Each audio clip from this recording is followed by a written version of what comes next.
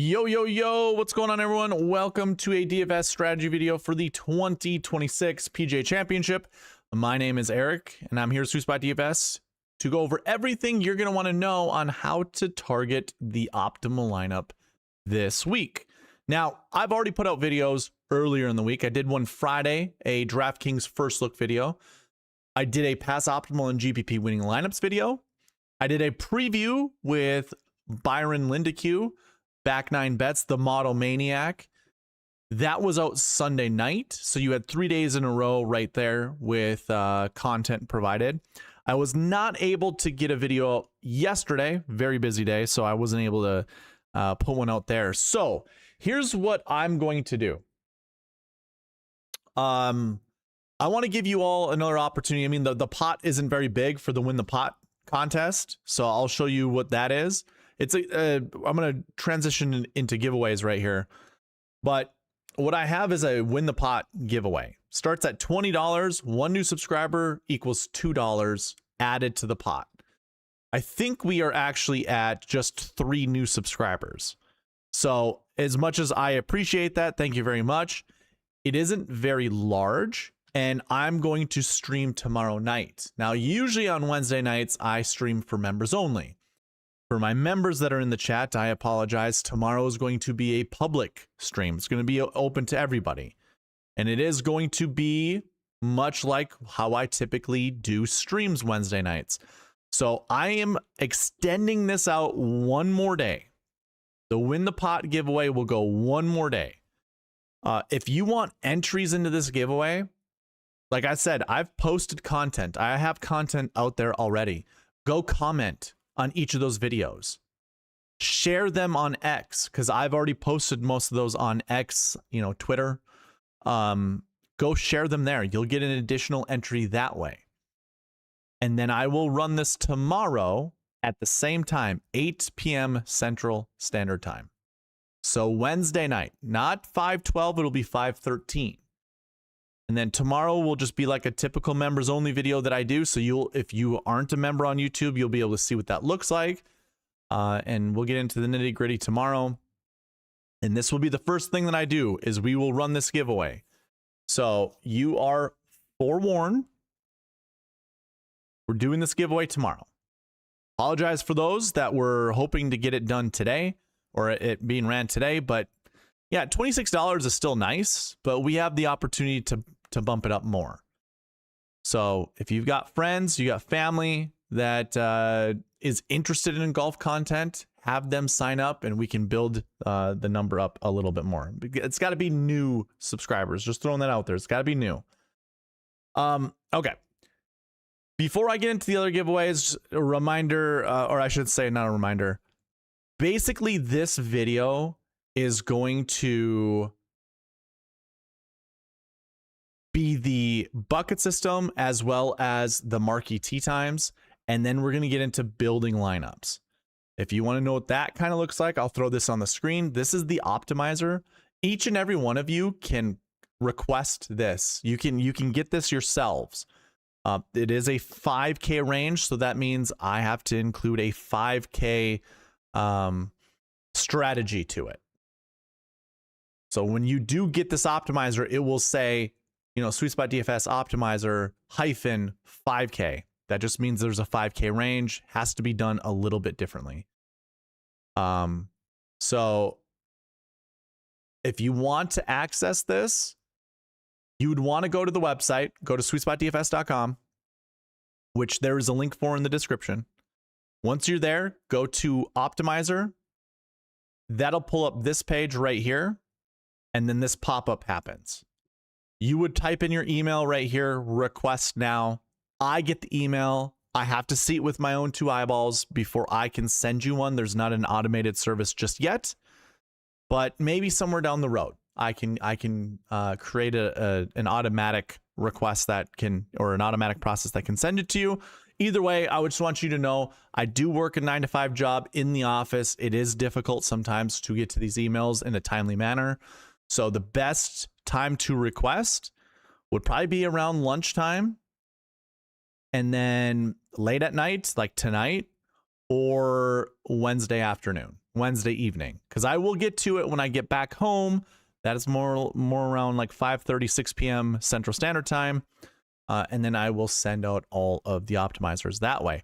But again, this is what it looks like. We will be building lineups with this a little bit later on in this video.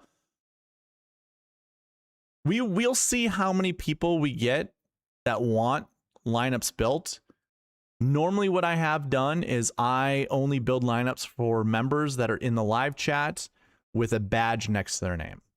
So again, a reminder, this is a live stream that will go to replay, but I will acknowledge the chat. Michael Kennedy, I see you in there. I know it took a little while to get to you, but what's going on, man? Nice to see you here. You intend on joining, just want to see how the content is? Okay, very good. I like to be pretty active with my chat. Between each segments, I will, ask questions or answer anything that's in the chat. AJ just shared on all your socials. At least subscribe for now. Yeah. AJ, if you are sharing like Instagram or whatever, let me know, because I don't really pay attention to a lot of those things, and I will definitely go take a look. I can give you credit for sharing anywhere, honestly. I just need to see it, Okay. So again, it's a live stream. We're going over the bucket system. We're going over the Marquee Tee Times. It's going to help us narrow our player pool to build lineups around. And we have, pretty much 2 hours worth to kind of strategize, build some tasty lineups that most of us can build off of, and go from there. So without further ado, I would get into a golf course and tournament information breakdown, but I just don't really care. I don't see the point right now. I've been very wishy-washy with course breakdowns, because if you haven't heard my criticism in the past, there's no payoffs. Like, nobody has payoffs to the course information piece of it. What is the point? I can show you how to research, but I'm going to be researching throughout this whole video, and you guys can follow along with me if you want. There is a cheat sheet available. I forgot to mention that. You guys, again, can go to SweetSpotDFS.com. Under Fantasy Tools, go to Cheat Sheet. It'll look like this. While you're here, scroll down. Find this cheat sheet right here. You can follow along here.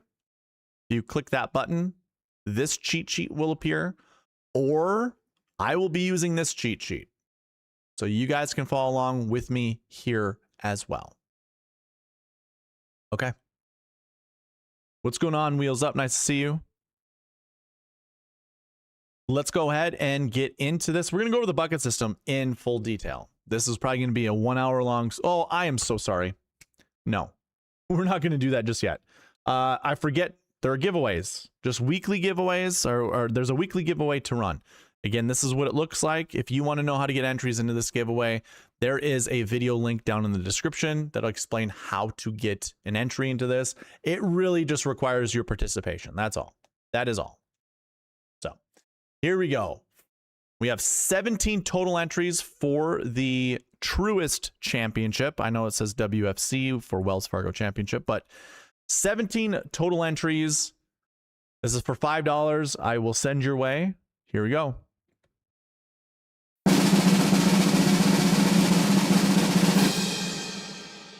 Denny Barry, congrats, man. 2 entries, and that was because he went to the video and commented, let's hit the sweet spot. So Denny, I've got your information. I will send it to you. Thank you very much. Denny Barry. At the top of every hour, I will do a roll call, and we can get more entries into the giveaway. I'll probably just, well, these will all go towards the weekly giveaway. You commenting on all the videos that I already have out there on YouTube gets you entries into the PGA major giveaway, the win the pot giveaway. So just throwing that out there.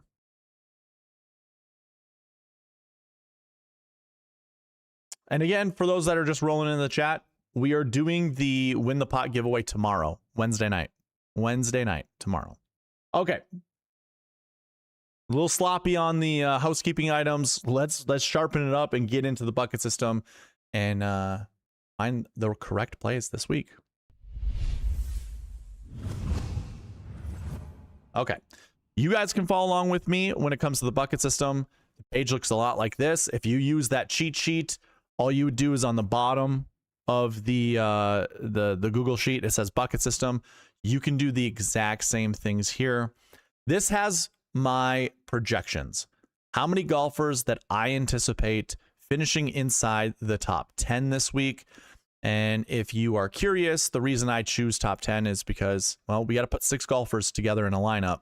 And I think it's probably the smartest to have kind of a big enough pool, not super big, but big enough where we can have a little bit of forgiveness or flexibility, I should say, with which players to play with. And yeah, I like to use the projections for top 10s from these buckets. I only currently have it on the spreadsheet, the Google sheet. Eventually, I will add it to this bucket system, which if you are familiar with this is on the website at SweetSpotDFS.com under the bucket system. This just gives you a really good breakdown as to what stats actually matter at this golf course, or at this tournament, I should say. And I'll dive more into this a little bit later, because we can get into some of these buckets very in depth and use this tool. I mean, it's really going to get you a narrow outlook, a very zoomed in type of analysis as to what golfers to feel comfortable playing this week. But we are going to use this one first. And for those that are just joining the channel that have never seen what the bucket system is at all, one, I have a article that explains about it. I'll actually just drill down onto this at SweetSpotDFS.com.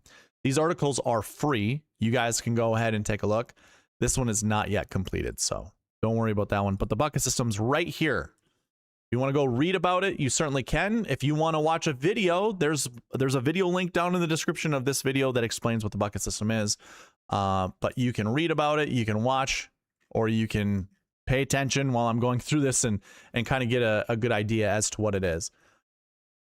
But basically, I have 6 stat categories: last year finishing position, last week finishing position, course history, recent form, salary buckets, as well as strokes gained buckets. So 6 stat categories with 6 buckets in each of them, making up a total of 36 buckets. On average, we get 34 buckets out of 36 buckets correct. So it is worth following the projections. It gives, and the big thing is, it narrows the amount of like bad plays you can put into your lineups. So if I just if I filter out just by last year, we're looking at these columns here: minimum and maximum projection. 1 to 4 golfers who finished inside the top 20 of last year's PGA Championship. So just using this one bucket, the last year one bucket, what you would do on that cheat sheet, you go from here to the dream sheet that it's on the bottom. You find the little filter button up at the top. I know you can barely see it on my screen, and you just drill into DraftKings. It's going to look very similar to what I'm going to do on mine. So I will do the exact same thing. Make sure that my salaries are sorted highest to lowest. And in this last year column here, you can see I have 5 buckets over here: SG, CH, RF, LY, LW. Those stand for strokes gained, course history, recent form, last year, last week. These are where the buckets are held in these 5 categories. Now, the 6th bucket are the salaries. That's the salary buckets. And we will discuss that here shortly. But you can always filter out by salary when looking at that stuff. So last year buckets, we want last year 1. And the amount of golfers in here, it's kind of large. For having a top 20 last year, there are 23 golfers. And if you want to kind of do a little spot check, I have all of their finishes over in, column over to the right. All you got to do is just scroll over there to find it, and you can see all of the finishes these golfers have. So going back to the bucket system, for the last year bucket 1, the projection states for under the minimum 1.84 to the maximum of 3.67. Remember, we're just looking at last year ones. So are these two columns right here. 1.84 to 3.67. We round down with the minimum, we round up with the maximum, we get a full-on projection of 1 to 4. 1 to 4. Some of you might be like, well, that's, no, okay. I really didn't have to deal with that, or I didn't have to really know that. I know I want to pick golfers from here. I mean, Scotty Scheffler is in this bucket. Like, I want to play Scotty Scheffler, or I want to play Jon Rahm, or I want to play Matt Fitzpatrick. Yeah, absolutely. Absolutely. That all makes sense. Yes. But here's the thing. You see all these little 5K golfers down here? Even the 6K golfers. One, I want you to select at least one of these golfers. But two, I don't want you to select more than 4 of these guys. So if you go back here and you're like, well, shoot, I can put a lineup together with Bryson as well as Jon Rahm. So I can put 2 of those golfers together. But I can also fit in Alex Noren. I can fit in Ryan Gerard. I really like Harry Hall this week. And shoot, why not put Matt Wallace in there? There's 6 golfers right there. Perfect. You know, these are all golfers who topped 20 last year, and it's going to be good enough to put them in a lineup this year. Wrong. Don't do that. That's stupid. These projections, like I said, 34 out of 36 buckets on average. I dare to say like 35 out of 36 on average is kind of what we've seen in the last 2 years. But if I go back to 2019, when I first started really keeping track of these things, of the bucket success, you know, I've never seen anything worse than 31 out of 35 buckets, or 36 buckets, and I've seen 36 out of 36 buckets frequently. So I'm going to go ahead and use the projections to my advantage because I care about the probabilities of things. I care about the success rates of these buckets. So when this projection says 1 to 4, I'm sticking to it. It might just be Scotty Scheffler, and I might fade the rest of these golfers. Because the other part of this strategy too is, okay, sure, the projection's 1 to 4, but that's me telling you the projection of 1 to 4 of these golfers to finish inside the top 10. That literally could be Scotty, Bryson, Rahm, and Fitzpatrick all finishing inside the top 10, while the rest of these guys don't. And if you want to hit the optimal lineup, you're going to want to play one of these golfers, and you're going to probably want to fade most of these guys down here. So we could have a bucket that does have 4 golfers at the top here with the most expensive salaries finish inside the top 10. But you might only be able to play 2 at most. And if Scotty boat races everybody, it might just be him. It might be him with a couple other, 7 and 6K golfers, but not from this list. So we have to keep that all in mind when looking at these projections. And that's part of the reason I'm going in detail with the bucket system, is I just want to go over this, make sure everything is correct. And if you're wondering what is the payoff to all of this, well, this goes right into the buckets, or this goes right into the optimizer. These numbers here determine what golfers get selected here. So I am double checking to see if the projections are correct. If the projections are correct, I leave them alone on the optimizer. If they're not, then I will update them. But as I see this bucket, it's kind of a large, a large difference between the minimum and the maximum. I got no issue with this. 1 to 4, perfect. So now that you know how it works, I'm probably just going to fly through the rest of these and go from there. I will answer questions as I see them, but as of right now, we're just going to go. Last year 2s, we want somewhere between 0 to 2. Let's take a look at who those golfers are. Actually, you know what I'm going to do? I'm going to use the website for this. I'm going to go to the cheat sheet on the website because using these filters here are better than the filters that I have on the Google sheet. So here are our golfers. We have 11 of them. Xander at $10,100. There's a trend that I'm going to show you guys a little bit later that Xander does not follow. He's like one of the very few golfers that are $9,000 and above that do not follow. I'm kind of cool with fading him for now, but I'll probably build some lineups with Xander in it, but I really don't care to try to put Xander in my lineups. We have Xander, Victor Hovland, Penge, Spawn, McNeely, Berger, Hisatsune, Smalley, Fox, Grazerman, and Glover. My favorite golfer out of all this entire bucket is Alex Smalley. He fits trends that Xander does not. A lot of it has to do with his finishes over the last 7 weeks. Actually, that is the main trend that I will get to. But I like him more than I like most of these golfers. I also kind of have, believe it or not, most of you guys know I don't really care for JJ Spawn. I kind of like him this week. He follows a lot of trends that just fit with optimal lineup building. I like him. I do. Hovland does not fit any trends, just like Xander. But I like Hovland much more than I like Xander. So the question here is, what's the payoff to the bucket system? Well, the projection's 0 to 2. If you guys get the optimizer and you would disagree, that's okay. You can disagree. Change that to a 3. 0 to 3 if you kind of disagree. I'm going to keep it at 2. I'm going to keep it strict. Keeping it strict narrows my player pool. And if I get this right, I'm going to have a way better chance of hitting the optimal lineup or the GPP than anyone else. So I'm going to keep it like this. I like it. 0 to 2 is fine. We'll go to the next bucket, which is last year threes. Now, this is an interesting one. This is very interesting. It says 1.06 to 2.12. 1.06 rounds down to 1. 2.12 rounds up to 3.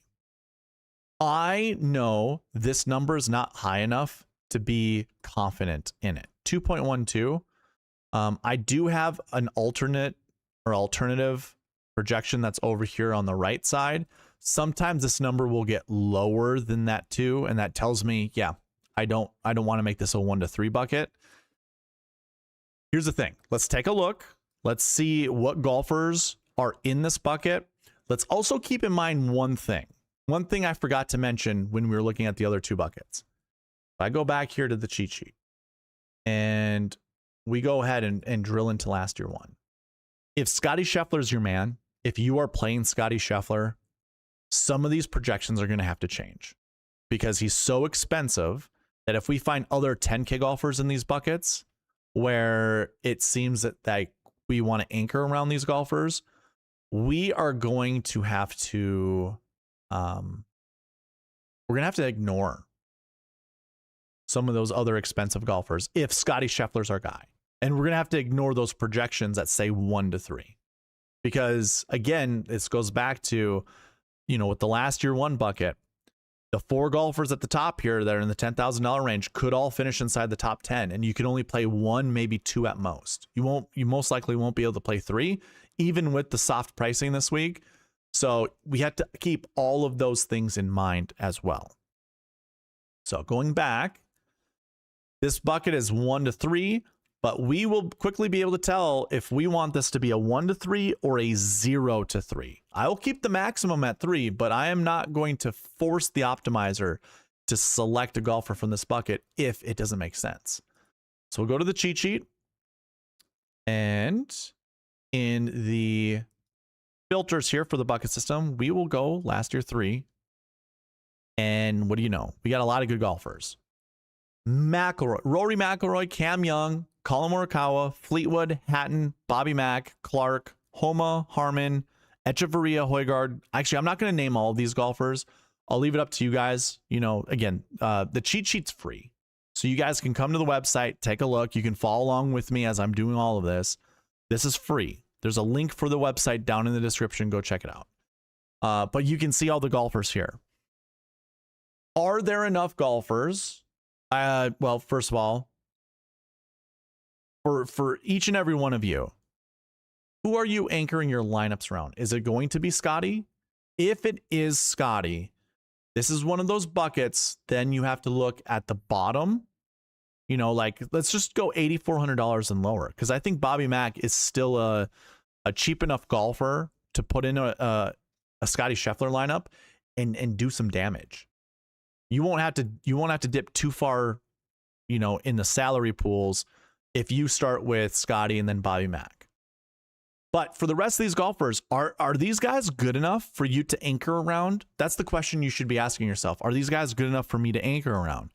And I mean, For me, I really like Michael Thorbjornsen. In fact, here, let me show you guys something really quick. This is the most optimal lineup right here on the screen. The most optimal lineup. If I just run everything as is, I don't have any conditionals other than the original bucket combination or the bucket conditionals that come from the spreadsheet that I'm sharing with you guys. All of these bucket projections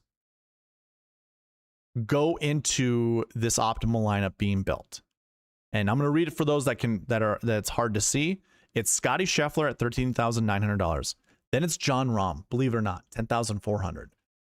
Then it goes down to Ricky Fowler at $74, Nikolai Højgaard at $65, Michael Thorbjornsen at $6,000, Harry Hall at $58. That is the most optimal lineup using the bucket system as well as the model that I build.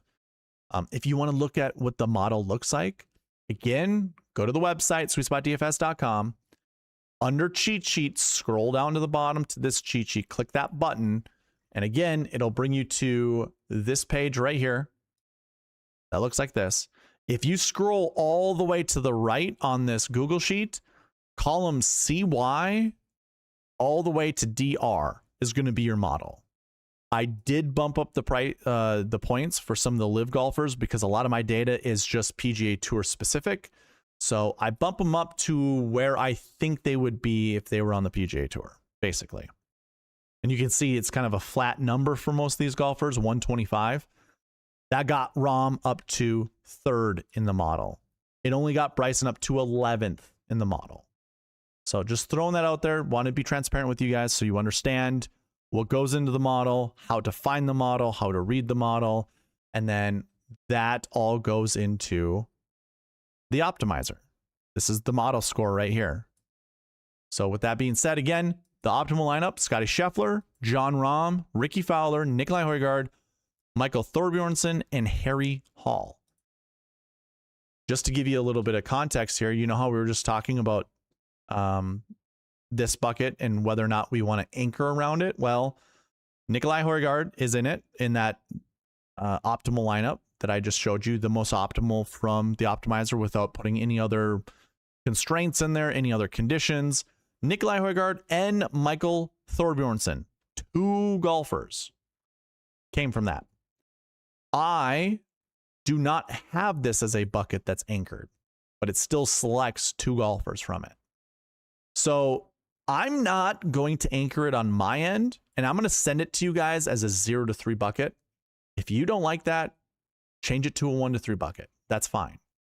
This will kind of change how the optimizer looks at building lineups, because what it will do is it will look for all the ones, and it will prioritize grabbing golfers from those buckets, and then it will prioritize the other buckets that do not have minimum set to 1 or greater.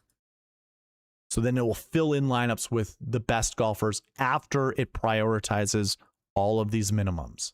So that's a big distinction, because you can get different types of lineup. Like if I were to put a 1 in here, the chances are this might not be the optimal lineup, but maybe it will be, because that 1 could just be Nikolai Højgaard. I want to be, again, I just want to be completely transparent with you guys. It might be more words than you care to know.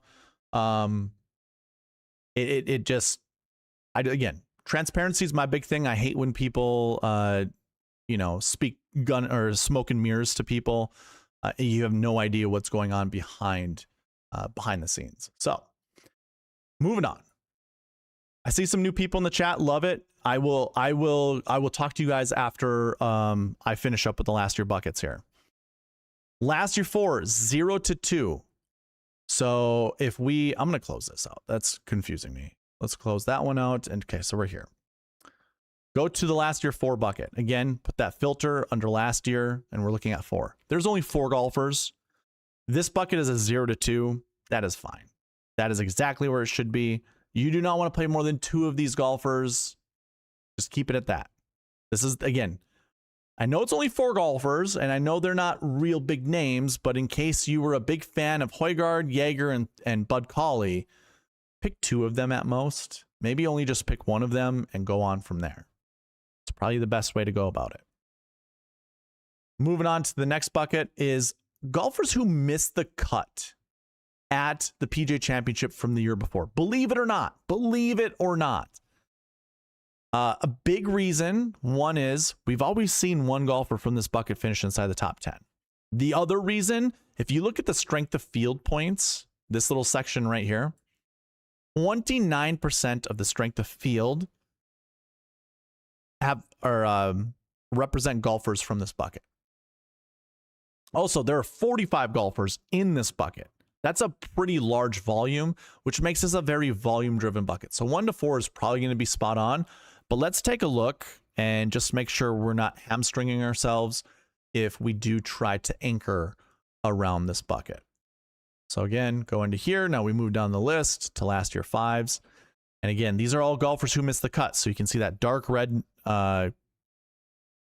number underneath last year. That means they missed the cut or withdrew or got disqualified, one or the other. Starts with Ludwig at 98. The first thing I'm going to just state out, it's a lot of golfers 8K and above.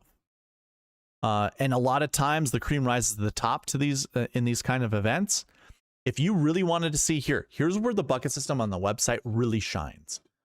So if we go to the bucket system here, again, this is Fantasy Tools, the bucket system on SweetSpotDFS.com. And we take a look at this last year 5 bucket. If you drill down anywhere, it doesn't matter, but drill down on the last year 5, you see how I selected that? You scroll down and you wanted to look year by year, or even if you wanted to get a little bit more granular with your conditions, what I would do is, salary range. What did we just see when we look at the cheat sheet here? A lot of golfers 8K and above. Okay, well, let's go to the bucket system. We can do this a couple of different ways. I would just recommend going to this salary range and just doing 8,000 up. And then we can go year by year because it's the cleanest way to look at this. So here you go, year by year. What I want to see is how many high-price golfers versus how many low-price golfers finish inside the top 10. Remember, we've always seen one every single year.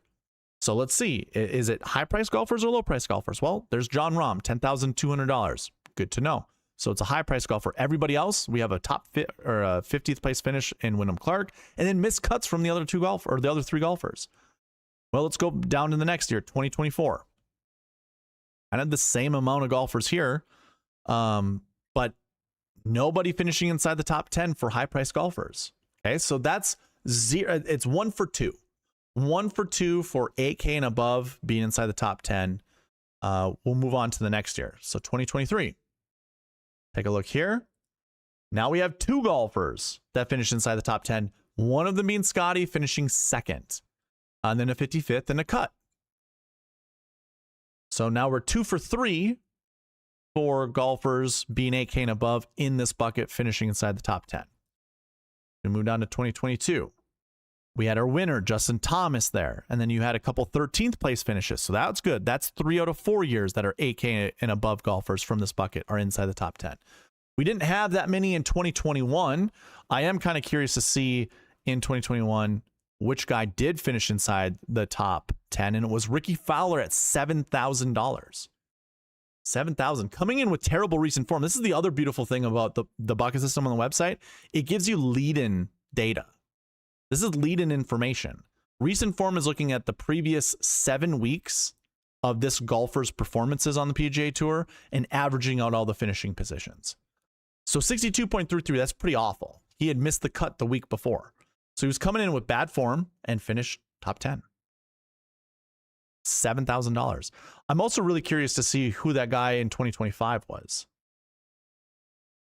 Oh, we did say John Rahm, but there were a ton of them. Look at that. 7,700, 75, 67, 57, 64, 67. Like, so cheap golfers look like they represent this bucket pretty well. Pretty well. All right. I'm going to go back down here, and I just want to look at $8,000 and above. So we already looked at 2021. Let's go down to 2020. Bryson at 10,300 finished 4th. Then it was Rahm and Reed in 13th place, and then Tiger Woods. In 2019, we did have an $8,700 golfer. So, I mean, we're, what is that, 5 out of 7 years so far that we've looked at where we've seen 8K and above finishing inside the top 10. And then 2018, we did not have anybody that expensive. But our guys that did finish inside, well, a few people here did, all in the 7K range. So ended up what? 6 out of 9 years? Did we get down to 9 years? This was what, 2018? No, 8 years. 5 out of 8 years. An 8K golfer from this bucket finished inside the top 10. But again, what you could do, I mean, I've obviously removed the salary constraints that I have in here. Look at all the 7K golfers. So that's 2018. 2019, we had some 6K golfer, $6,800 golfer. Only 2 golfers, by the way, from here. 68 and 87. 2020, it was just Bryson. Wow, just Bryson. That was the fall PGA Championship where Colin Morikawa won. 2021, 7K golfer. 2022, it was a 10K, a 7K, and a $6,900 golfer. 2023, just an 11 and a 9K golfer. It is worth noting that a 7K golfer did finish 12th. There's Michael Block for you guys that are big old Blocky fans. That's where he finished 15th. That's where he got that ace as well. 2024, you had a $6,200 golfer and a $5,900 golfer that did finish inside the top 10. I must have skipped that one. My bad. And 2025, 67, 64, 57, 67, 75, and then 10, 2. So yeah, I feel like for this bucket, I think you can go several different ways. I don't mind choosing any of these guys 8K and above, but what did we actually really see? What was the 1 year where there were 2 of these golfers that finished inside the top 10? I didn't see anybody more than 3 from 8K and above. We kind of had a mix of anybody who was 8K and above, and then a mix of golfers that were cheaper down in the bottom. So this is all a part of the strategy. I would say for each and every one of you watching this and paying attention, you should be kind of writing down who your anchor plays are and then working around that, working off of that. You know, I don't mind if you want to select 2 of these golfers. I don't think it'd be wise to select 3 golfers that are 8K and above from this bucket. I think that might not be the most wise. And unfortunately, because this optimizer is built on Excel, I can't really, I guess we're looking here. I can't really add a ton of conditions on here. In Excel, they only give you a max of 200 conditionals, and I use them all. So I can't add any more. I can't add any more conditions. But what I would like to do for this bucket, I have it set as a 1 to 4 bucket, but really I want this to be a 1 to 3 bucket at most. And you know what? I think I'm going to do that for myself. It's going to be a 1 to 3 bucket at most. And if I could add another condition that goes with this, is I don't want more than 2 golfers from 8K and above. But what I'm afraid what this optimizer is going to do, if I just run it blindly and I don't actually really pay attention, what will end up happening is there could be 3 golfers that get selected that are 8K and above from this bucket. And I won't know that unless I'm paying attention. So it is one of those, you know, kind of headache, little pain points or whatever that, yeah, if we're not paying attention, we might grab 3 golfers that are 8K and above. But, you know, again, any given year, something new can happen. I like to play the numbers personally. I like to play the percentages. If I don't ever see it really happening, I don't want to play it. I don't want to do it. But if you're one of those that want to be early, or, you know, you might have a superstition or whatever that this year is going to be the year that the molds break and we don't have to follow any of these guidelines, then so be it. So be it. Go for it. No issues with that. But yeah, I think grabbing 1 golfer from this bucket is absolutely fine. There's so many golfers in here and they're all pretty decent. I don't have an issue with a lot of these golfers that are even in this low 7K range. Even in, you know, some of these guys in the 5K range and at least one of these guys in the 8K range, I got no issue with it.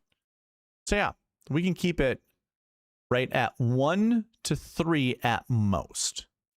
And then the last bucket to look at in this last year's, the last year buckets, so last year 6 golfers who just did not play the year before. We do have 52 of those golfers in this bucket. Let's take a look to see who those guys are. Again, going to the website, the cheat sheet here, going into the bucket, filter, and selecting 6. So again, we don't have finishes for anybody from the year before, but we do have some course history, and really course history means tournament history this week. One guy who's over $7,000, and that's Chris Gotterup, $8,800. Everybody else is $6,900 and below. This being a 0 to 2 bucket, I think is absolutely perfect.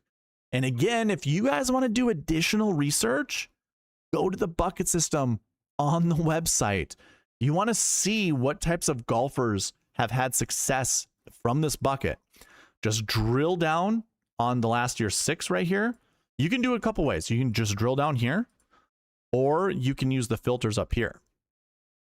You can see there's bucket IDs. Just go ahead and go find last year's 6. That will remove all the other buckets, and you can only look at last year's 6 golfers. And these are going to be golfers who just had no finish from the year before. And if you want to see which one of those finished inside the top 10, again, there's other filters that are on here that just absolutely help you narrow down what type of golfers are best to play. Personally, how I would look at this, look how many golfers and their salaries, what make up their salaries right here. You know, Collin Morikawa was $8,600 in 2020. He won the tournament. What you could do is actually remove the finishing position, go to the year that Collin Morikawa won, and just take a look at everybody else around him. So yeah, he won, but Scotty finished 4th. He was $7,300. Matt Wolff finished 4th. He was $7,500.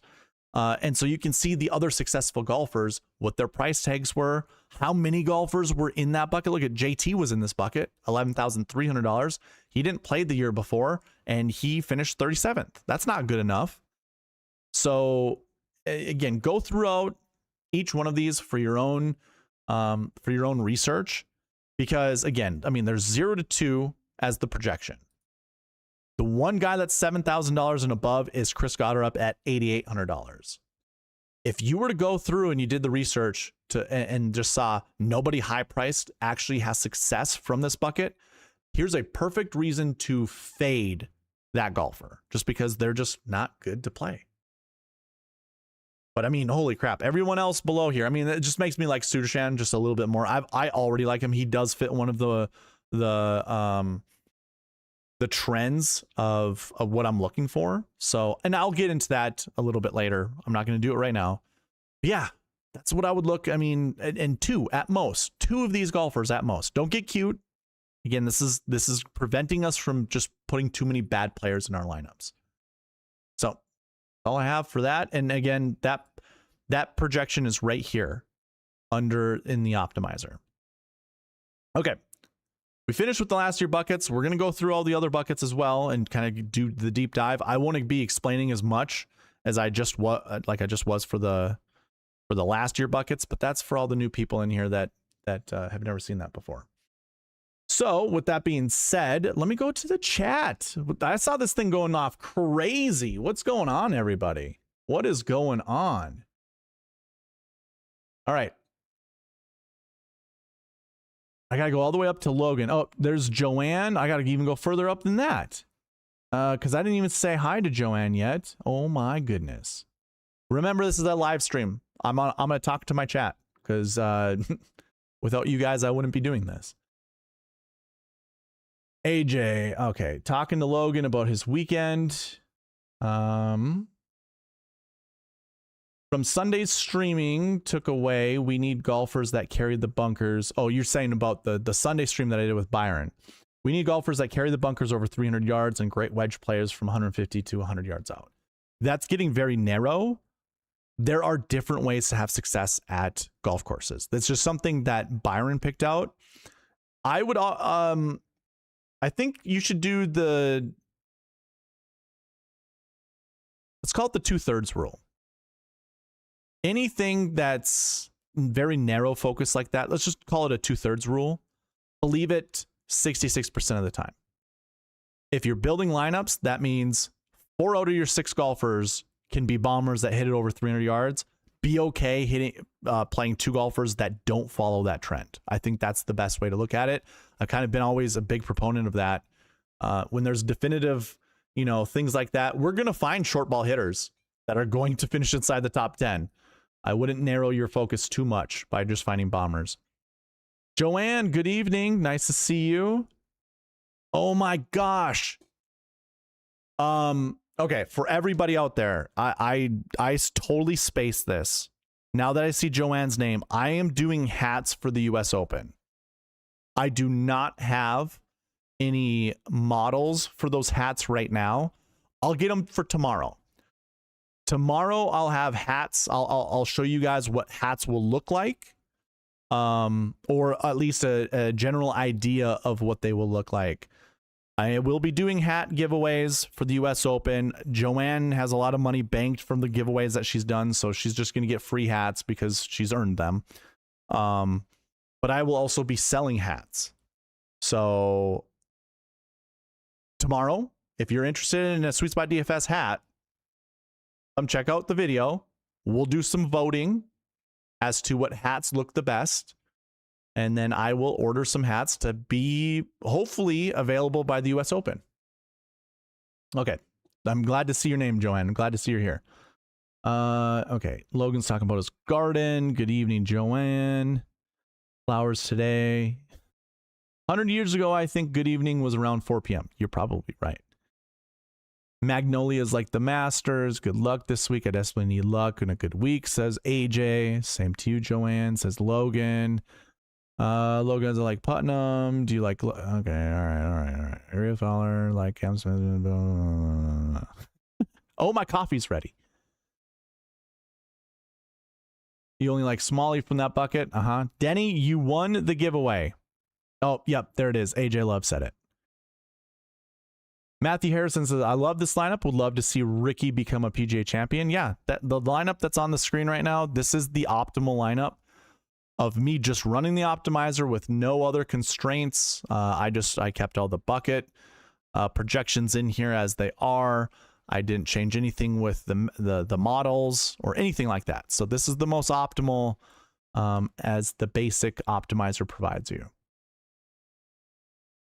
Logan says, I'm late to the sport. I started following golf in my late 30s, but Ricky seems like the kind of guy who had to wear flashy, colorful clothes and have a gimmick personality to be a fan favorite.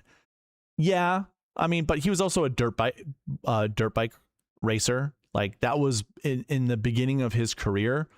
He was doing a lot of off-road stuff that, just the people who liked that followed golf just liked Ricky all the more. And they were all pretty much young. Okay. Not sure why you dress like that. Okay.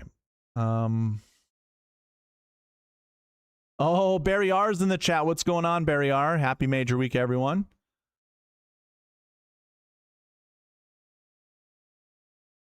I like seeing the chat. Unlike other streams where they get mad at you for saying nonsense, that's fine. You guys can talk to each other. I know this might be annoying to some people as I'm reading through here.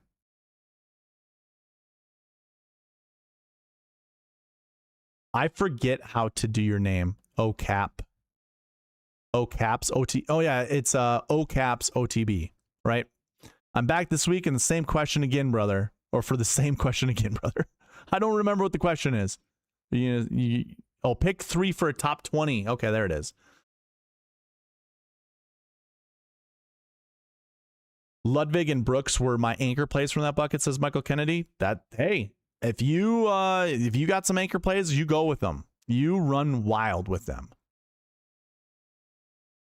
Here, I'll give you one of these. You go wild with them. Oh yeah, it doesn't matter. Nothing matters, no.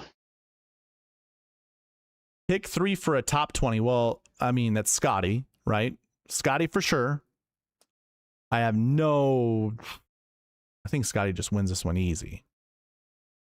Logan goes, Scotty, Sepp, and Colin would be mine. I do like Morikawa. I'm a big sucker for odds though. How about this? Sudarshan, Scotty, and Alex Smalley. What are your odds for those three? If you're doing like a parlay, I'm not sure if that's what you're doing, or if you just need to have three that are correct. If you need three that are correct, we're just going to pick the guys at the top, right? But if it's not, I like the three that I just gave you for big odds.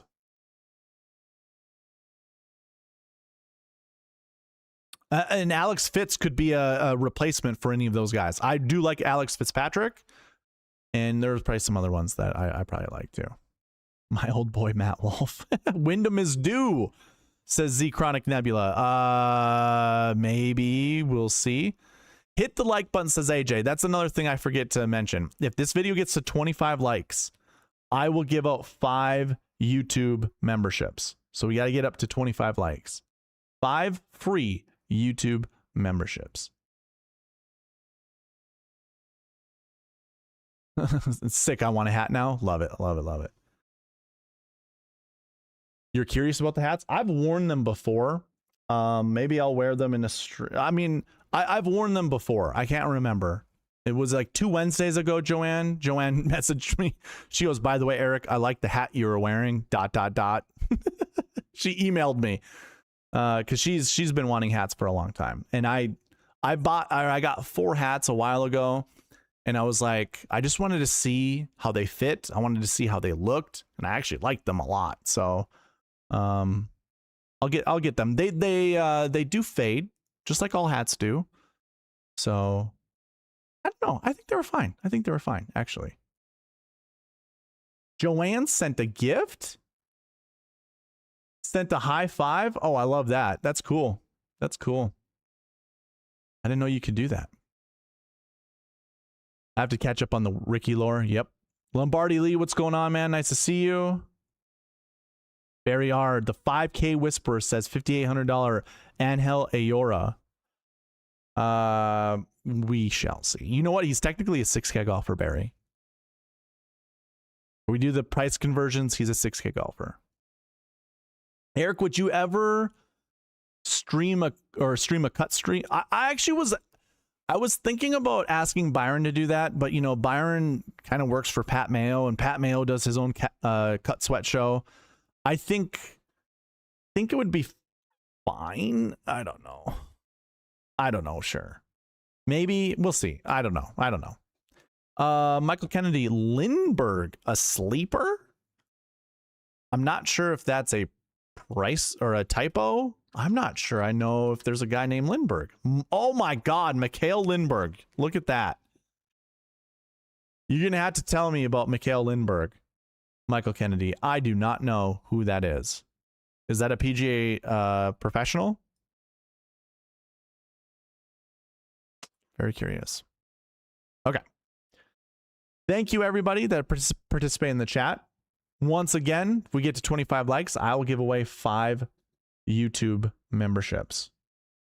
Outside of that, or not so much outside of that, let's get back into the bucket system. This probably will go a little bit faster because, again, I'm not going to be really explaining how the bucket system works, but let's go ahead and look at the last week buckets. Now we're gonna see overlap with some of these golfers, some of these buckets. We're going to see overlap. That's perfectly fine. If you see one of the golfers that you are anchoring your lineups around in some of these other anchor buckets that we're going to be going over, that should just give you all the more confidence to anchor around those plays. Maybe you won't see the same golfers, and perhaps you're going to want to rethink some of your golfers, but maybe not. Maybe not. Okay, we're going to start at the top of the list again. Last week ones says 2 to 4. But since this is greater than 4, or I shouldn't even say it's greater than 4, we can do this. We can look at the decimal points. Oh, it's actually less. It's all right. I think we can keep that. We can move that to 5. And this is less. Okay. So technically, this would be a 1 to 4 bucket. Let's just take a look who's in this. So let's make sure our buckets are clean. We have nothing else in there. We're going to go to our last week ones. We have 27 total golfers who finished inside the top 20 last week, because we do have some golfers here from the alternate event, the Myrtle Beach Classic, that are also in this bucket. We can kind of ignore those guys. But let's take a look. So this is a question. Do we make this a 1 to 5 bucket, a 2 to 5 bucket, or a 1 to 4 bucket? We could also even make it a 2 to 4 bucket, but I'd probably keep it, you know, a little larger. So we have Rory McIlroy and Cam Young, 10K and above. Then it gets into Oberg, Fleetwood, Justin Thomas, and Brooks Koepka. The only 8K golfers we have are Patrick Cantlay and Chris Gotterup. Then it gets down into our 7K golfers, and we got JJ Spawn, Minwoo Lee, Ricky Fowler, Bradley, Kitayama, Woodland, Im, Yellow Miraju. Again, I'm not going to go over all of these guys. There's our guy, Alex Fitzpatrick, we were just talking about, even Nikolai Højgaard. Having a top 6 finish any of the weeks leading into this event from my recent form. So you can see this is the recent form table that we're looking at. Having a top 6 finish, and really it's a top 10 finish. Anytime having like a top 10, but really you want it to be closer to a top 5. Having a top 5 finish is very, it's a good omen. Let's put it that way. We've seen a lot of guys inside the top 10, and you can build lineups around golfers that, yeah, why don't we just talk about that right now, actually? Let's just get into it, because I kind of alluded about it in the last year bucket. Here's what I did. Spent a little bit of time at work today, kind of looking over this, and I went back. I have recent form tabs. By the way, one thing I forget to mention, if you become a lifetime member, you can have access to these sheets. So if you are a lifetime member and you want access to these Google Sheets that I have, that I've been keeping since forever, you guys can get these. That's part of the benefits of being a lifetime member, is getting access to my data, or at least these spreadsheets. But here's what I did. Basically, I counted how many top 10s there were for golfers that were in the top of the leaderboard. And I tried to build lineups with golfers who had a second place finish. Was the first thing I looked at, because there were a lot of golfers in one of the years. Byron and I went over this in our preview videos. Like, there's a lot, you know, second place finish is a pretty good omen. But really, it just comes down to having like a top 5 or a top 6. Like, that's kind of another one that was very easy to go off of. So I'm going to go ahead and put a filter on this. This is 2025. And I can clear this out, or actually let's select all, but clear out the 0. So I'm only looking at golfers who have top 10 leading into this event. So there are 3 optimal lineup golfers right away at the top. You have Siwoo Kim, Ryan Gerard, and Scotty Scheffler. Now, those 3 golfers alone, I think you could start a lineup with, and you can have a pretty successful lineup. I'm not trying to build 6 golfers from having a top 10 finish sometime in the 7 weeks leading up into the PGA Championship. I want at least 3. I kid you not. I want at least 3, because you're going to see this. I'm going to go through every one of these years. So again, what did we say? It was Scotty. So it was Scotty, it was Siwoo, and it was Ryan Gerard. Those 3 golfers' salaries equal $27,100. I'm pretty sure I can't put DeChambeau in there, but I think I could probably put John Rahm at 10.2, $6,800 English. Oh, this is going to be just a little too much. I think 61, 64. Yeah, this is $49,800. This lineup here has 3 golfers that did have a top 10 finish. So if we went this route, trying to double check something. Yeah, this is fine. This is fine. So if we went this route and we were to total up these points, I keep track of the GPP winning lineup so we can see how it would fare against that. This scores 545 points. The GPP winning lineup scored 528. So finding 3 golfers just in 2025 that had a top 10 finish leading into the event would have, you know, just focusing on that. It gets us in a good starting spot. Now, I will say this. I will be my own critic here. We had a total of 56 golfers that had a top 10 finish. 56. So trying to find 3 out of 56 is probably going to be a lot tougher than what I'm making it sound. However, let's see. Can you actually build a lineup that kind of goes, like, can we actually build a decent lineup? I wonder.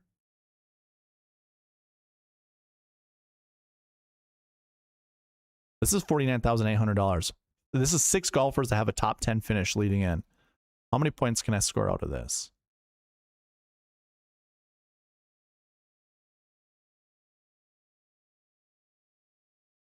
$522.5 points.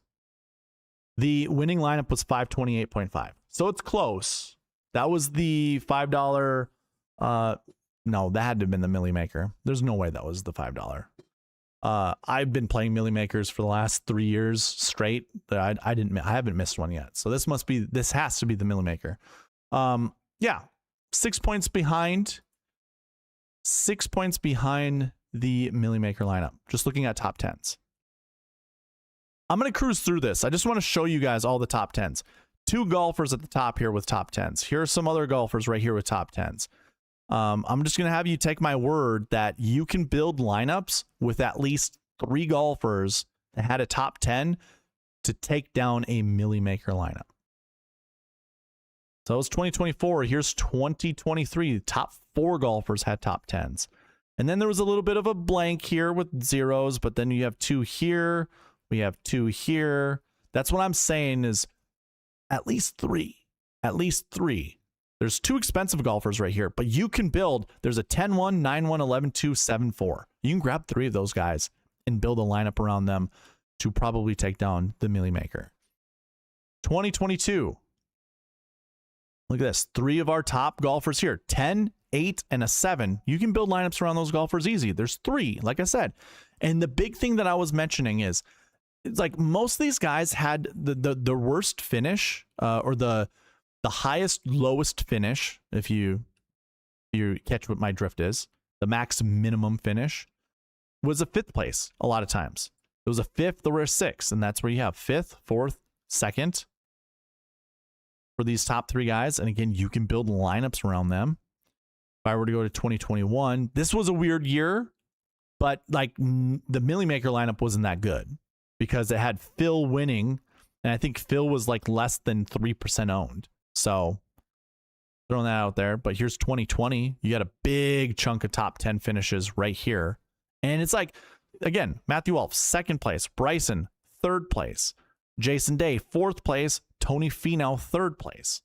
Like, those were their lowest finishes. It's not even so much just having a top 10. It's having a top 6. There was one where I had to stretch and make it a top 8, but most of the golfers were like top 6s. So I just did a little bit of a rundown there of finishes. Here's what I did. Again, this is on my side. I color coded over here all the golfers that have a top, have a top 10. So if I go ahead and just select all the red, all these red salaries here. And if you guys want the golfers here, what I would suggest is this. Take a screenshot. Pause the video right here, take a screenshot. You can see all the golfers that are selected or that have a top 10 finish, leading into the event. What did I see? There are 35 golfers. 35. It's better than 56. And again, I mean, just go through each of these golfers. What are their best finishes? There's a 2nd, a 1st, a 3rd, a 1st, a 4th, 4th, 5th. 5th counts. 5th for Tommy Fleetwood counts. 3rd, 3rd, 6th, 3rd, 3rd, 7th, 3rd. This one is dicey. 6th place finish for Jason Day, but it still counts. 5th for JJ Spawn, and a 1st, by the way. So that counts. That's why I was like, dude, JJ Spawn fits some of those trends that I'm looking at. 3rd place for Minwoo here. 2nd place for Ricky Fowler, but he also has an 8th place finish. He also has a 9th place finish. He's coming in pretty hot. Here's one that's kind of a stretch. Kurt Kitayama, 8th. That's his lowest. First place finish here for Gary Woodland. 4th place finish for Harris English. Another stretch here. 9th place for Max Homa. That's a stretch. I don't know if I really would count that. Yellow Mirage fits my mold for this. It's 6th or better. 2nd place or better for Nikolai. He did it twice. Nikolai Højgaard. Here's a bit of a stretch for Hisatsune. 2nd place finish for Michael Kim. Wrighton has a couple of top 2s. Alex Smalley also has a top 2. I don't like the Zurich, by the way, as one of these trends, because yes, the Zurich was played before the PGA Championship in the last 3 years, and there were some golfers that did finish first or top 3 at the Zurich that did finish well at the PGA. I think Matt Fitzpatrick's one of them. I'm pretty sure. Oh, Ben Griffin. Here you go. First place finish. Ben Griffin right there. $5,700. Who else do we have? Oh, another first place finish. Shane Lowry. And Zurich. 4th place finish with Patrick Cantlay. So, yeah, you can have a good finish at the Zurich and it counts. It's not as good, in my opinion, but it still counts. So you have Alex Smalley. You have Alex Fitzpatrick. They fit also. A bit of a stretch with Harry Hall. A bit of a stretch for Nick Taylor. A bit of a stretch for Matt McCarty. So those 3 golfers, I mean, I wouldn't play more than one of those guys in any of your lineups. And I don't even know if they really fit the trends that I'm looking for because they're not technically top 6 finishes. 2nd place finish for Matt Wallace. That counts. That's at the Valero Texas Open. 5th place finish for Andrew Putnam. And a 3rd place finish for Johnny Kiefer. I will say I don't like Johnny Kiefer's stats, leading into the event. We went over this in the preview video with strokes gained and stuff like that. Didn't really care, but, it's all right. Okay, let me just take a look at the chat. I saw a great question. What are my thoughts on having Scotty, 2 9K golfers, and 3 6 or 5K golfers? I like that. I mean, look at this. This is the most optimal lineup, and it's Scotty with a 10K golfer. Like the optimizer was like, Scotty is still better than everyone else by over 100 points. So if we put him with another 10K golfer, the rest of the field, regardless of their salary, is so spread out and so soft that, yeah, we're going to go ahead and do this. Now here, actually, let me do this. Let's kick out Harry Hall, and I'm going to run it again because Harry Hall is a pretty good value down here. Maybe we don't get Scotty because it might just rely on Harry Hall being $5,800. Nope. We still get Scotty Scheffler with John Rahm. Now we get Kurt Kitayama instead of Ricky Fowler. Let's try again. Now we kick out Rahm. And instead it's Scheffler with Tyrrell Hatton. And then it's Fowler and Kitayama. Now Michael Thorbjornson's going to get kicked out. Do we still keep Scheffler? We do. And it's with Bobby Mack. Oh, I love this lineup. I'm a sucker. These are my 2 favorite golfers to pair up together. Scotty Scheffler and Bobby Mack. Bobby Mack fits a lot of the molds. He's got that. He has that top 6, I believe, right? Let me double check. I forget. I think he does. Oh, he does not. Well, hold on. Wait a minute. I think when I was looking at this, like I said, you want at least 3. Let's go none. Okay, 8,400. I thought you had a top something. Oh, I missed out on Bobby Mack. Whoops. I see. I had a feeling. I had a hunch. He had a 2nd place finish at Valero. I'm pretty sure I got the rest of these guys right. Just throwing that out there. I don't know why I would have missed. Okay. Yeah, I think I did right. So again, Bobby Mack, it is one of my favorites. But what you had said is Scheffler with 2 9Ks. All right. Well, here's what you can do with the optimizer. You lock in Scheffler with a Y, and you come down to the 9K conditionals here, and you just select 2 for the minimum. We'll see if it works. It may or may not. It does. But you kind of got to dig down here. That's not great. This is not great at all. I'm going to kick out the 5K range. Don't want that. Yeah, okay. So it's a bit more challenging. I guess let me kick out the 7Ks. That's one thing you guys can do if you're going to create those rules, and that's fine. You can do that. Okay, so this lineup is 1,000 times better. Scheffler, Fleetwood, Hovland into Harry Hall, McCarty, and Smotherman. And just throwing this out there for everybody who's interested. My 10, 9, 8K ranges are different than most people's because I do a price conversion. If you go to the cheat sheet, you know, on the website under fantasy tools, you go to cheat sheet, you scroll down till you find this cheat sheet here. You click here, or you could actually just use this page and you just look at the price conversion. I do a price conversion. So 10,200 is the 10K range. But 95 to 10,001 is the 9K range. The 8K range is 8,500 to 9,400. And then the 7K range spans from $6,500 to $8,400. The reason that I do it this way is because all of my processes have been consistent since the beginning of time. And if you include a 5K range and you disrupt how salaries have been since the beginning of time, basically, since DraftKings really got it, you know, set in motion in 2018. Since 2018, you've normally seen the exact same amount of golfers in the 10K range, the 9K range, the 8K range, the 7K range, so on and so forth. So that is exactly what I did. And to give you a little bit more, like, deeper dive into this, I keep kind of a matrix of all the salaries. You can see this. I have a count how many top 5s, how many top 10s, how many top 20s from each of these salaries.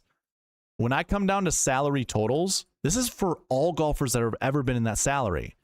If you don't look at 2024 to 2026 and you just look at 2023 on, 2023 to 2018, because 2017 is weird. 2017, DraftKings was experimenting a lot.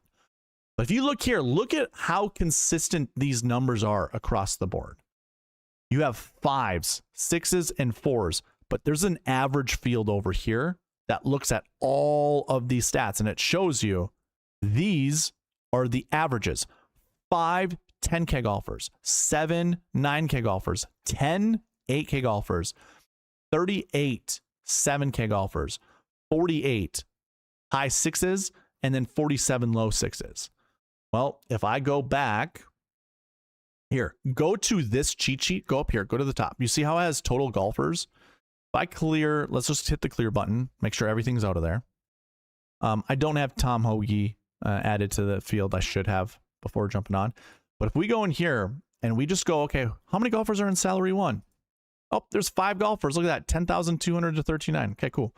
How many are in the 9K range? There's 7 golfers in the 9K range, 95 to 10,100. If we come down to salary 3, how many are in the 8K range? 10. Go figure, right? There's 10. In bucket 4, there's 38. You remember how these numbers looked? 38, 7Ks. If we go into salary 5s, 41. Not quite the same number as the other one, but if we go into 6, there's 54.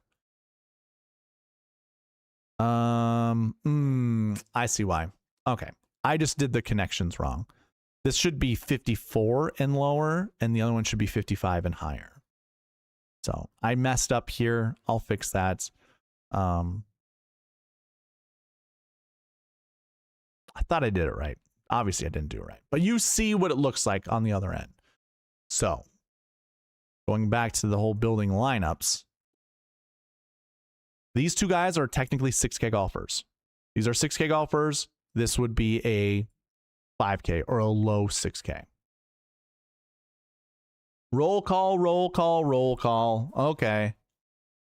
Yeah, I should have done a roll call when I got done with the last year bucket.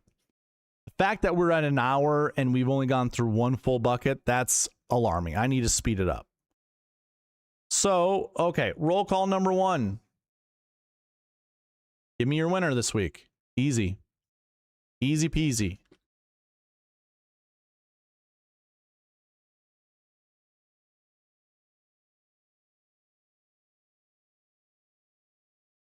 By the way, if what you see me, what I just posted in the chat, if you don't see that, or if you see that minutes before I actually said it, that means you're behind on the stream. Make sure you hit the live button down here. Click on the live button. It'll bring you forward. Keep you current with where I'm at.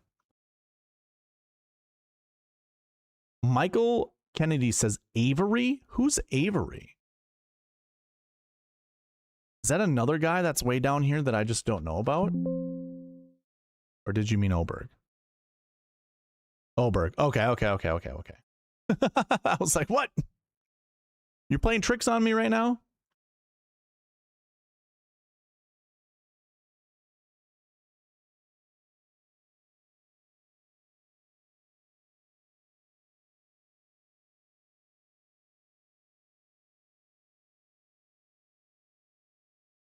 Nathan, good to see you.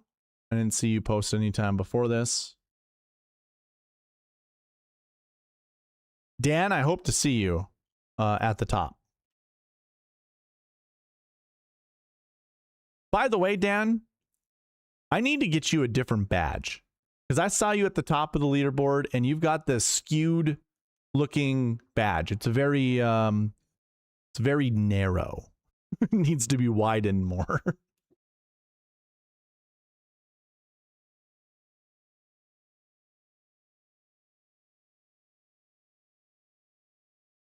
Okay. Any more that are coming in, I will add them, but I'm going to get back to the video. Okay. So we got to go back here. We got to talk about that last year bucket or the last week buckets. I think we were just looking at the last week one buckets. We hadn't determined yet. That's right. We did not determine what kind of bucket is this. This is a 2 to 5 bucket, a 1 to 4 bucket, a 2 to 4 bucket, or a 1 to, I don't know, something like that. Definitely haven't seen me at the top of the leaderboard since 2022. You do have a lot of conviction plays that are, I think, more heart plays than brain plays, which is fine. That's how you win. That's how a lot of people win. All right. Is this bucket one that we really want to anchor around? You know what? I think we kind of determined. I think it's a 1 to 4 bucket. I don't think this is a 1 to 5 bucket. I don't think this is a 2 to 5 bucket. I think this is a 1 to 4 bucket. There are some good names down here, like Alex Fitzpatrick, Alex Smalley, Christopher Wrighton, Nikolai Højgaard. Those 4 golfers fit that top 2 trend, that top 5 trend, or whatever I was just showing you. Yellow Miraju, he has a 6th place finish. That's close enough. Close enough. So yeah, I like every one of those golfers. I don't think I want to load up on any of them. And if I keep this a 1 to 4 bucket, I think that's right. I think that's the way to go. 1 to 4. So I'm going to go back to the optimizer. I think it's a 1 to 5. We're going to change this to a 1 to 4. And you can see in this one lineup that was built with the 2 9s, we did select 4 golfers from that last year 1 bucket. By the way, I need to change this back before I forget. That would be sad. Okay, moving on. I got to go fast. 1 to 3, but this is probably a 0 to 3 for the last week 2 bucket. We'll take a look. Last week 2, our expensive guy is Victor Hovland at $9,600. Then it goes to 81 Sam Burns and a bunch of cheap guys down below. This tells me, 1, I don't want to anchor around any of these guys unless Sam Burns or Hovland are my guys that I just have to play. There are good golfers here. I'll go ahead and let the optimizer just select these guys at random. I don't think I need to really anchor around any of these golfers. That number it's pretty close to being a number that, you know what, it actually goes up. This is a conservative projection. It actually goes up. Do I make this a 1 to 3 bucket? Last week 2s. Did select a last week 2 here. If I run this again, it did not pick anybody from that last year 2 bucket or that last week 2 bucket. I'm curious, what do I, if I do make this a 1 to 3 bucket, what do I get? It's very spread out now. Wow. 3. Technically, this is only 1 10K and 2 9Ks. Oh my God. That is nasty. I don't know if you guys like that, but I don't even like looking at it. That is an eyesore. There, goes back to Scotty, into Fleetwood. This is more my jam right here. Yeah, I do like Harris English this week. Okay. Ooh, do we anchor around? Oh, hold on. If we anchor, here's another thing to take into consideration. The ownership or the exposure on the optimizer has to equal over 100%. Are there enough golfers here to equal over 100%? I forgot about that. If I'm building Scotty lineups and I care about Scotty lineups, how can I do this? There are 26 golfers, so really I only need to make any one of these 4% or greater in order to make sure, like, each one of these guys has to be 4% maximum exposure in order for this to get over 100, which is fine, but I don't care to play Lipsky. I really don't care to play Perry, Jarvis, Fisk, Poston, Harmon. The rest of these guys I could play. You know what? I'm looking at all these guys. I don't even care to play. No, I'm not anchoring. I'm going back. Now that I see this and I'm thinking about it, I don't want 100% exposure for all these golfers. Unless I'm doing, like, 30-some% on, I mean, what golfers am I in the Harris English? Yeah. 30% on Harris English, 30% on Noren, and then, like 2, 3, 4, 5% on the rest of the golfers. I don't think I can get there, guys. I don't think I can get there. I'm keeping this a 0 to 3 bucket. Okay. Last week 3s, 0 to 2. That's pretty easy. Let's take a look. The only way that this is going to get different is if there are 3 golfers that we would want to anchor around. Wow. Sander, Matt Fitzpatrick, Rose, Jordan Spieth, Bobby Mack. Ooh, 0 to 2. I think I'm okay with that. I'm looking at the rest of the golfers down here, and I don't really care to play any of them. I do like Bobby Mack quite a bit. I wouldn't mind anchoring around Bobby Mack with Spieth, Rose, Fitzpatrick, or Schauffele. Do I need to play 3 of these golfers in one lineup at all? I don't think so. Man, there are 19 total. On average, we see about 15. So we have more than we typically do. But the success rate is really low, 8.5%. So one way I like to do this, I'm going to put it right here. Sum equals, we have 19 golfers. We'll multiply that by point, or let's go, hold on. Yeah, 0.085. That is 8.5%. And we get a number of 1.65. So we can anticipate 1.65 golfers from this bucket will finish inside the top 10. That just kind of sticks around that 2 number. 2 being the max. Okay, good enough. Again, I don't want to spend too much time on all of this. Last week 4s, this says a 0 to 1, but it's really a 0 to 2. We want a 2-point buffer between the two always. Looking at this, do we want more than 2? I don't think so. I do like Siwoo quite a bit. I actually, oh my God. Yeah, this is one of those buckets that actually has some pretty good golfers in it that I don't mind playing. Ben Griffin, Straka, Siwoo Day. I'm actually kind of partial to Scythe Theegala. I like Gerard. The rest of the guys are okay. But I'll keep this 0-2 for the time being. I think that's fine. 0-2 down here, and then 1-4 for last week's 6, just to remember that. I think the next one's going to be, like, this bucket here is easy to talk about. We'll just get through it. 0-2 for last week 5s. Valimaki, Jaeger, Niergaard Peterson, McGreevy, Hautong, Shank, Schmid, Danny Brown. There's some good golfers here. I'll give it that. There's even one who has a 4th place finish that would actually match that that trend of having top 6 finishes heading into the event and finishing inside the top 10. Not bad, but I'm not really going to hang my hat on that. So, okay. And then this one's going to be like a 1-3 or a 1-4 bucket. It's got Scotty in it, DeChambeau, Rahm.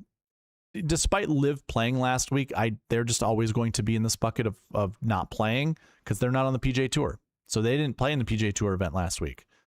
We do have Morikawa. Yeah, this bucket being a 1-4, absolutely, yeah, absolutely spot on with it. Up to 4 golfers. I don't know if we need to put it up to 4, but I also don't think that the optimizer is really going to do anything with that. Here, let's make it a 1-3. Just to make it easy. Last week's 6s, 1-3. Keep it at that, simple. So we just got through the last week buckets. I see some of you guys just popping in the chat. I know Ryan came in and offered a name. So I'll go ahead and put you down. And then I also have good night. Also. What's going on, Byron? Nice to see you. Stories at the PGA. Can Jordo finish the Grand Slam? Liv finishes. Rory Blister. Team Fitzpatrick. Will a Club Pro make the cut? Those are storylines for sure. I would agree. I fall in love with my plays and they do horrible every week. I've got buddies that do that too. I mean, there's a guy in the chat right now that might actually go by the initials to his channel might be B9B that also likes to go with his heart plays. Love you, Byron. Okay. Moving on. Going to course history buckets. 0-2 course history 1s. You want to know there's only 4 golfers in that bucket? I'm not even going to look at it. 0-2, that's fine. We'll keep it 0-2. Course history 2s, 1-4. Let's take a look. 1-4.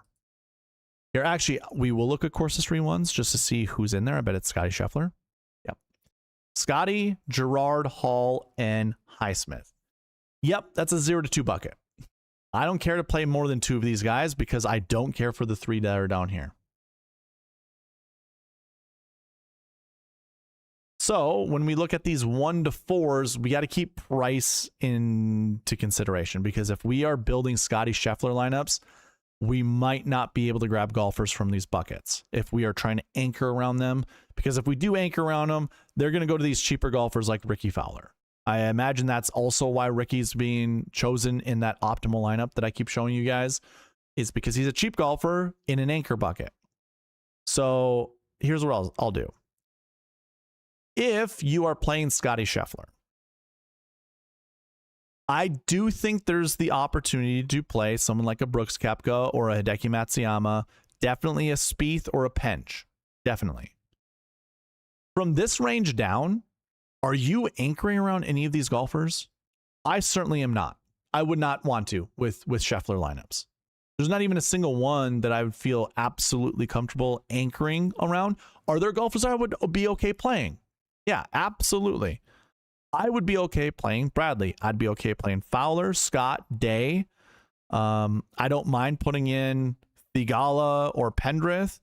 Probably don't care too much about these golfers down here.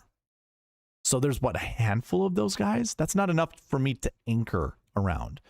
And when it comes to these 10 or these 9 and 10K golfers, that's, you know, that's, I mean, we can build Scotty Scheffler lineups with one of these guys. Absolutely. I just showed you the most optimal lineup had Rahm in it. That was before I changed this bucket to be a 1 to 3 instead of a 0 to 3. But it did have Rahm in it. And obviously he is $10,400. So let me see. I want to see what it looks like now. This is going to have probably Ricky Fowler in it. It does not. It actually has Sam Burns. It's a hell of a lineup. Scheffler, Rahm, Burns, Stevens, Hall, McCarty. And that is anchoring around that last week two, course history 2 bucket. This is the bucket that's in question right now. Course history 2. Do we anchor around 1? Means these aren't getting worse. They're about the same. You like Bud Colley. There's Nikolai Højgaard. And then there's Ricky Fowler. If I make this a 0, do we have a little bit more flexibility, and are the lineups just a little bit more unique? They do become more unique. It does select 3 golfers from that bucket, though. So this is the other thing, too. Do we really have to anchor around these buckets if the optimizer is just selecting golfers from it? Here's one. They just selected 1 golfer right here. Course history 2. I'm going to do one more. And this is me. I'm forcing it to play 2 guys, like Scheffler with another 10K golfer, just to see what the quality of lineup looks like underneath it and how frequently does it select a course history 2. If it just does it, I don't have to worry about anchoring around. Yeah, it's another one that it does. This is fine as well. I mean, that's a lot of Harry Hall, Harris English. It's a lot of Harry. Might be too Harry. So I'm gonna make this a 0 to 4. I think this is a 0 to 3. I am not doing more than 3. So I'm keeping this. I'm gonna move this to a 0 to 3. If for whatever reason you guys, let's see. Actually, I should keep that to a 4. I'm gonna send this out to whoever wants it, the optimizer that is. I'm just going to keep it at a 4 just so you guys aren't getting, what's the word I'm looking for? Pigeonholed, I guess, is the word I'm looking for. I don't want you guys getting pigeonholed because I don't want to play up to 4. You guys can certainly play up to 4, but I don't think I'm going to. All right, course history 3 buckets, 1 to 4 here as well. So let's take a look at those golfers. More 8K and above golfers, and I think probably more quality of 8K and above golfers. The other one had more 10Ks that I liked. Cam Young I like, Matt Fitzpatrick I like, Fleetwood, Hatton. Oh, these guys. Bobby Mack, my guy Bobby Mack is here. I like all these guys. When it comes to 7K and below, there's Smalley. I like Smalley. I like Colley. McCarthy's okay, I guess. I'm gonna play some Dustin Johnson, believe it or not. I do like Alex Noren quite a bit. And then you also have Billy Horschel and Emiliano Grillo down here. I think that's fine. There's enough golfers in this bucket, quality golfers, to keep this an anchor bucket. So course history 3, we'll keep that 1 to 4. The next 3 buckets are 0 to 2. I'm just going to go through those quickly. Course history 4. Are there more than 2 golfers we absolutely want to play? It's pretty close, actually. I wouldn't even say so much as pretty close. It is teetering on the over because we get Sepp Straka and Siwoo Kim.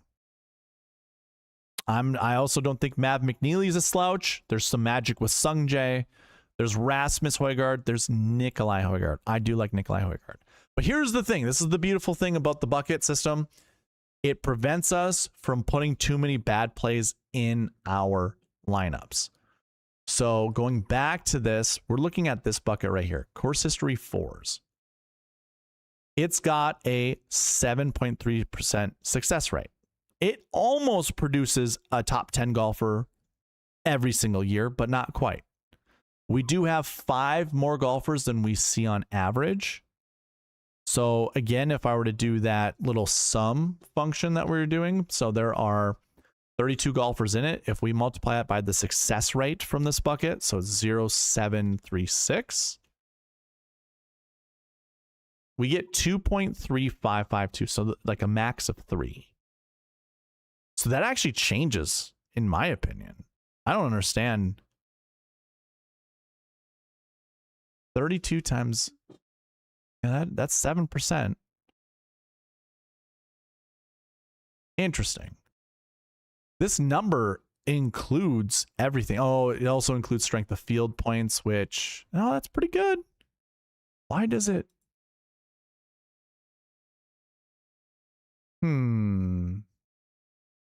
Oh, it does take into account all the other projections. And since the other projections are good, it lowers that naturally. I'm making that a 0 to 3. This is one of those moments where we caught something. 0 to 3, I think, is probably the right number for course history 4. Okay, course history 5. Oh, 0 to 2, 0 to 2. Okay, yeah. We just want to cruise through. Course history 5. Do we see anything here? Ludwig, by the way. Holy crap. Ludwig, Goddard, these are guys that just average missed cuts or withdraws, or just 80 and above, really. Batia is also in this bucket. This is up to you guys. I'm keeping it to 0 to 2 because it's only 3 golfers that I see that are like, okay, Oberg, Goddard, Akshay. Those are the only 3 golfers that I'm like, we should try to play these guys. We should probably play these guys. So, I'm just going to keep it 0 to 3. And then looking at the next bucket, course history 6s. These are guys who have not played a PGA Championship yet.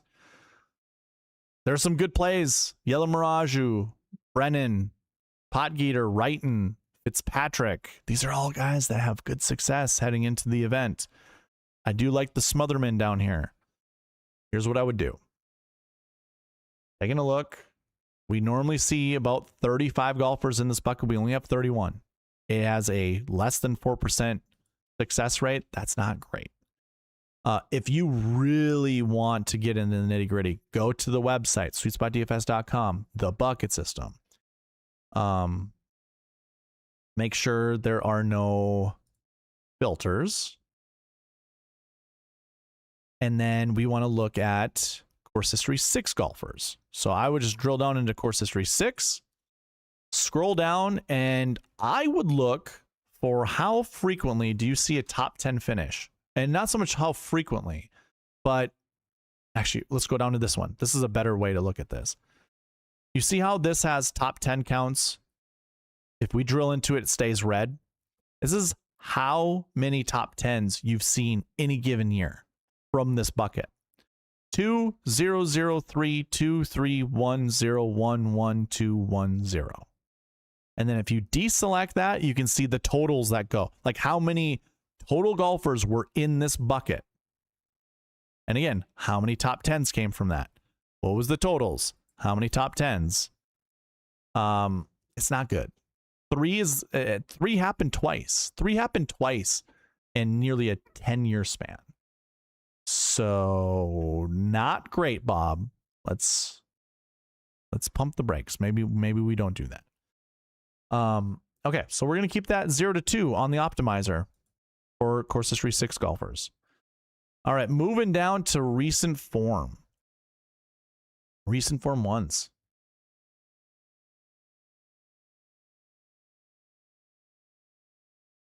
This is a 1 to 3 bucket.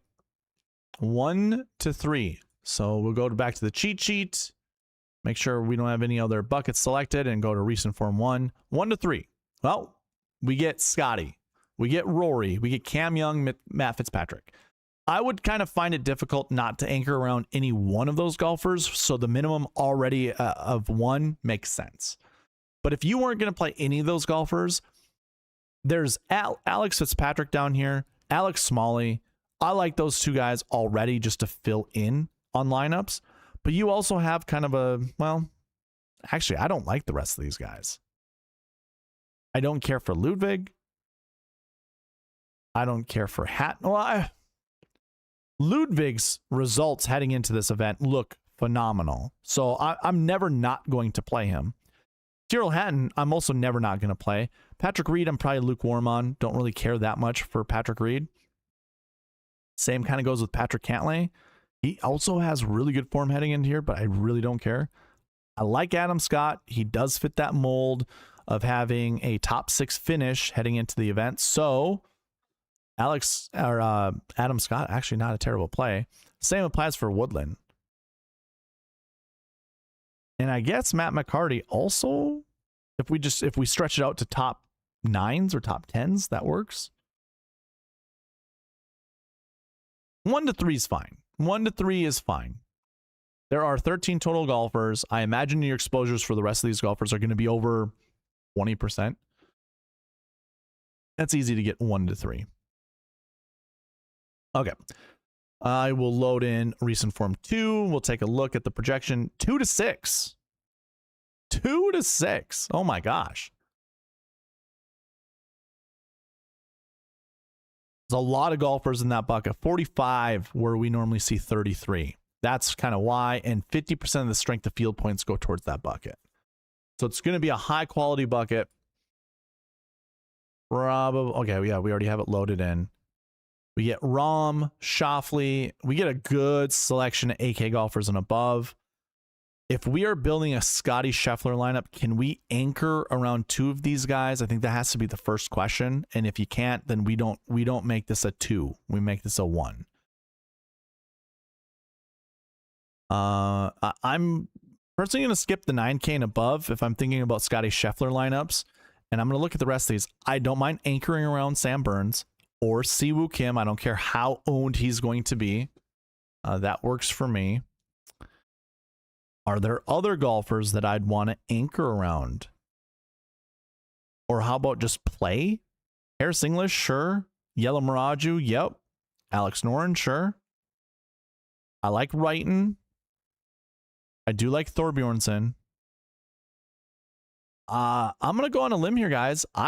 If I'm building Scotty Scheffler lineups, I'm not digging a lot of these 8K and below golfers, except for the ones that I've already shared with you. I'm making this a 1. So I'm going to change the projection. You see how it says 2 to 6? On the optimizer, it is also 2 to 6. I'm going to make that a 1. I'm going to let the optimizer choose up to 6 golfers. That's fine. I'm bringing this down to a 1. And I know, like, if I'm being honest with you guys, I don't really, this bucket's kind of silly. To have up to 6, I'd want it to be a narrower gap between the minimum and the maximum, but for that one, it is what it is. I don't really care. Recent form 3s. This is a 1 to 3 bucket, but I think I have it as a 1 to 4 bucket. Let's take a look. Recent form 3s.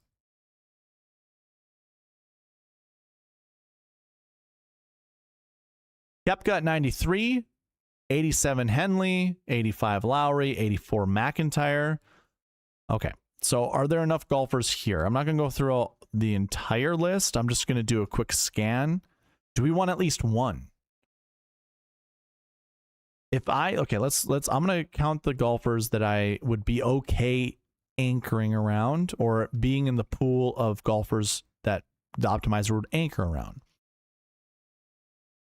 I'm cool with Henley. I'm cool with McIntyre.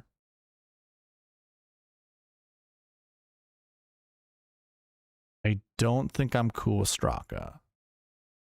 So I only have 2 golfers that I'm okay anchoring around. That kind of tells me that I don't want to anchor around any of these golfers. I don't want to anchor around any of those golfers. And I'm not going to even make this a 0 to 4 bucket. This is a 0 to 3 bucket for me, through and through. I didn't like anything, really. I don't mind Brooks. Don't mind him. Don't mind him. Don't mind Lowry, playing Lowry. But the question that I asked was, who would I feel comfortable anchoring my lineups around? And it really, even Bobby Mack, I like Bobby Mack. I'm not even that comfortable anchoring around my lineups around Bobby Mack. Henley's like the only guy that I feel comfortable anchoring around. But that's even questionable because he's not even a stud. He's good. He's not a stud. No, none of these guys are studs. I like Akshay, but he's not an anchor play. Sung Jae, I like. He's not an anchor play. Yeah, no. Nope. I'm cool with what I just did. Making that a 0 to 3 bucket. The rest of these are 0 to 2s. I bet we can get through them pretty fast. These are recent form. So recent form 4 means they've been playing awful. And you can see that. This is their average finishing position. Here are their performances heading into this event. We do get one guy who has that 4th place finish, which is a trend. Having a top 6 finish leading into the event has been successful. If you want to see how that looks, here, I do have a tool called the lead and stats tool. Basically, you know, the spreadsheet I was just showing you guys, like when we were kind of going, you know, throughout each of these leaderboards and finding the top 10s and stuff like that. You also can do that at SweetSpotDFS.com under lead and stats. I built this tool to mimic the spreadsheets that I have. The only thing is, the spreadsheets are like a blank piece of paper. I can just go ahead and update everything as I please. This I can't. I mean, I could, but it takes a little bit more to make the update. So adding a little top 10 thing over here isn't as slick as you would think it is. But here's what I would say. You can go into here and that same bucket that we were just looking at, so course history, not course history 4s, recent form 4s, you can drill down into that. And what do you know? You can see the exact same thing. You can go year by year, and that filter stays. You can go year by year and just take a look. Who are your best finishes? Hey, look, Phil Mickelson won in 2021. Who are your best finishes? What were their price tags? What were the other stats that they had? So, I mean, we go from 2025 and go backwards. Johnny Vegas last year finished 5th. He had a 13th place finish heading into the event. We do have an 8th with Joe Highsmith with just awful. I mean, all these guys have awful performances heading in. Alex Smalley with the 5th place finish the week before. So there's a lot of things. I mean, again, you can do this comparison yourself. Go back. I will say this: having a last year finish or being in the last year 1 bucket, I've seen a couple of these guys towards the top of the leaderboard.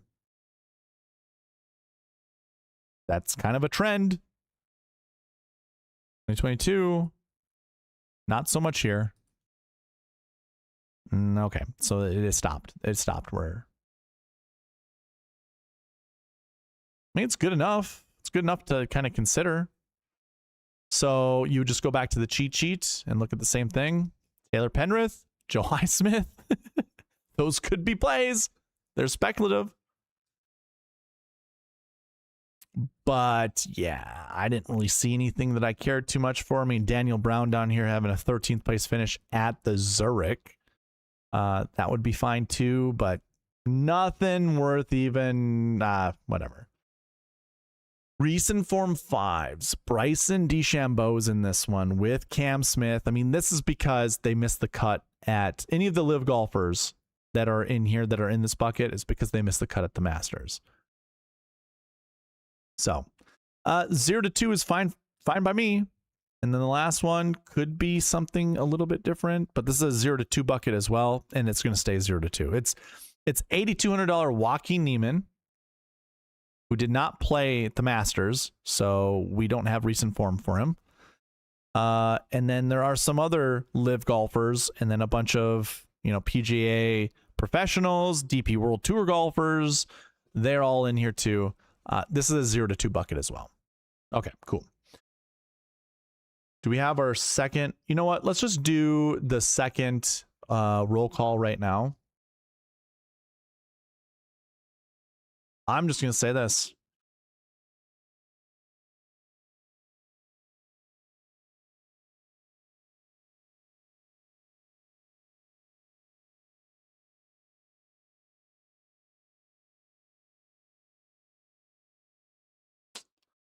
Forgot the other brackets. Oh, well. Yeah, let's hit the sweet spot. Just type that in. That's roll call number 2. You'll get another entry into the giveaway. All right, let's take a look. There are some chats that came in here.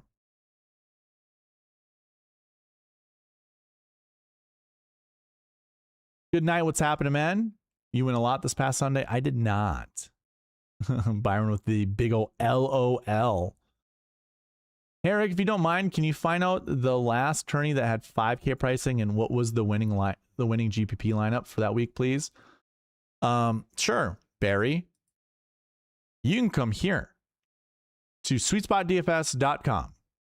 Under Fantasy Tools, Historic Salary Builds. Drill into GPP winner. You said 5K range.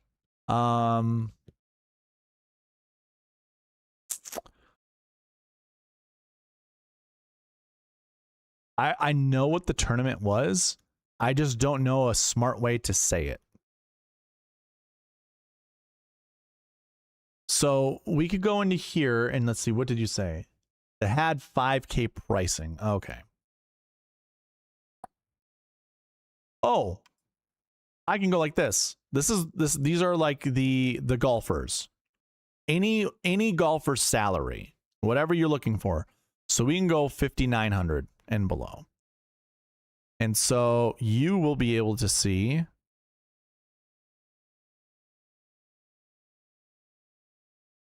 it did thin out, but Myrtle Beach would not have been a tournament that had a $5,900 golf. Oh, I know why. I know why. Previous iterations had a 5,900 in it. That's why. So it wasn't this last year, but it would have been years before.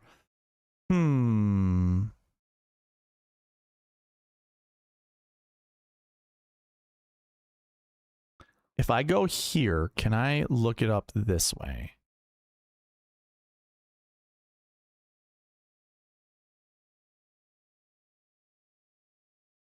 Yeah, so I can, come on now. I can use this tool here, Pass Optimal and GPP winners, to find, the salary is empty. To get around the empty salaries, put $1 in there. Just one, not 0, 1. 1 to 5,900. So here you go, Barry. This is in chronological order from most recent to oldest. Way back in the day. This is how you'd find out where the last 5K golfer was. So it's the Open Championship. So we can actually use this right here. I'm going to clear all filters. We're going to type in the Open. We're going to select GPP winner, and it's 2025. So make sure the year is selected, make sure the lineup is GPP winner, and then obviously we did the research to find where the last 5K golfer was located, and lo and behold, it was the Open Championship. Scotty Scheffler won, and you had a lineup of a $14,200, $7,900, $7,800, $69, $64, $64. I honestly think that's kind of the lineup build that's going to win this week as well. But I think it's going to, you can go 13-9 Scotty into an $8,000 golfer into a 7 with 3 6s. Or you could go 10-8, 2 7s, and 2 6s. I think that's probably another way to do it. Or, I mean, the Scotty with whatever. There you go.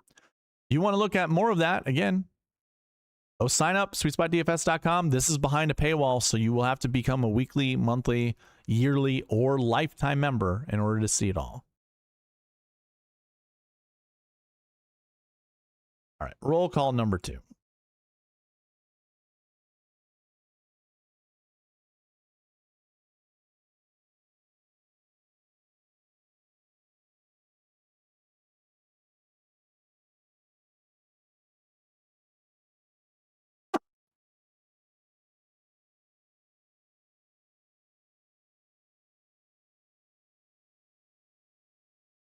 Wheels you up. Nathan, GD, Dan, JK, what's up, man? Haven't seen you in forever. Good to see you, man. and Joanne. Again, if you are just coming across the stream, or if you just came across the stream and you were listening to me, if what I posted in the chat over there happened way before you're coming and hearing my voice, you need to make sure you hit the live button down here to make sure that you are current with me.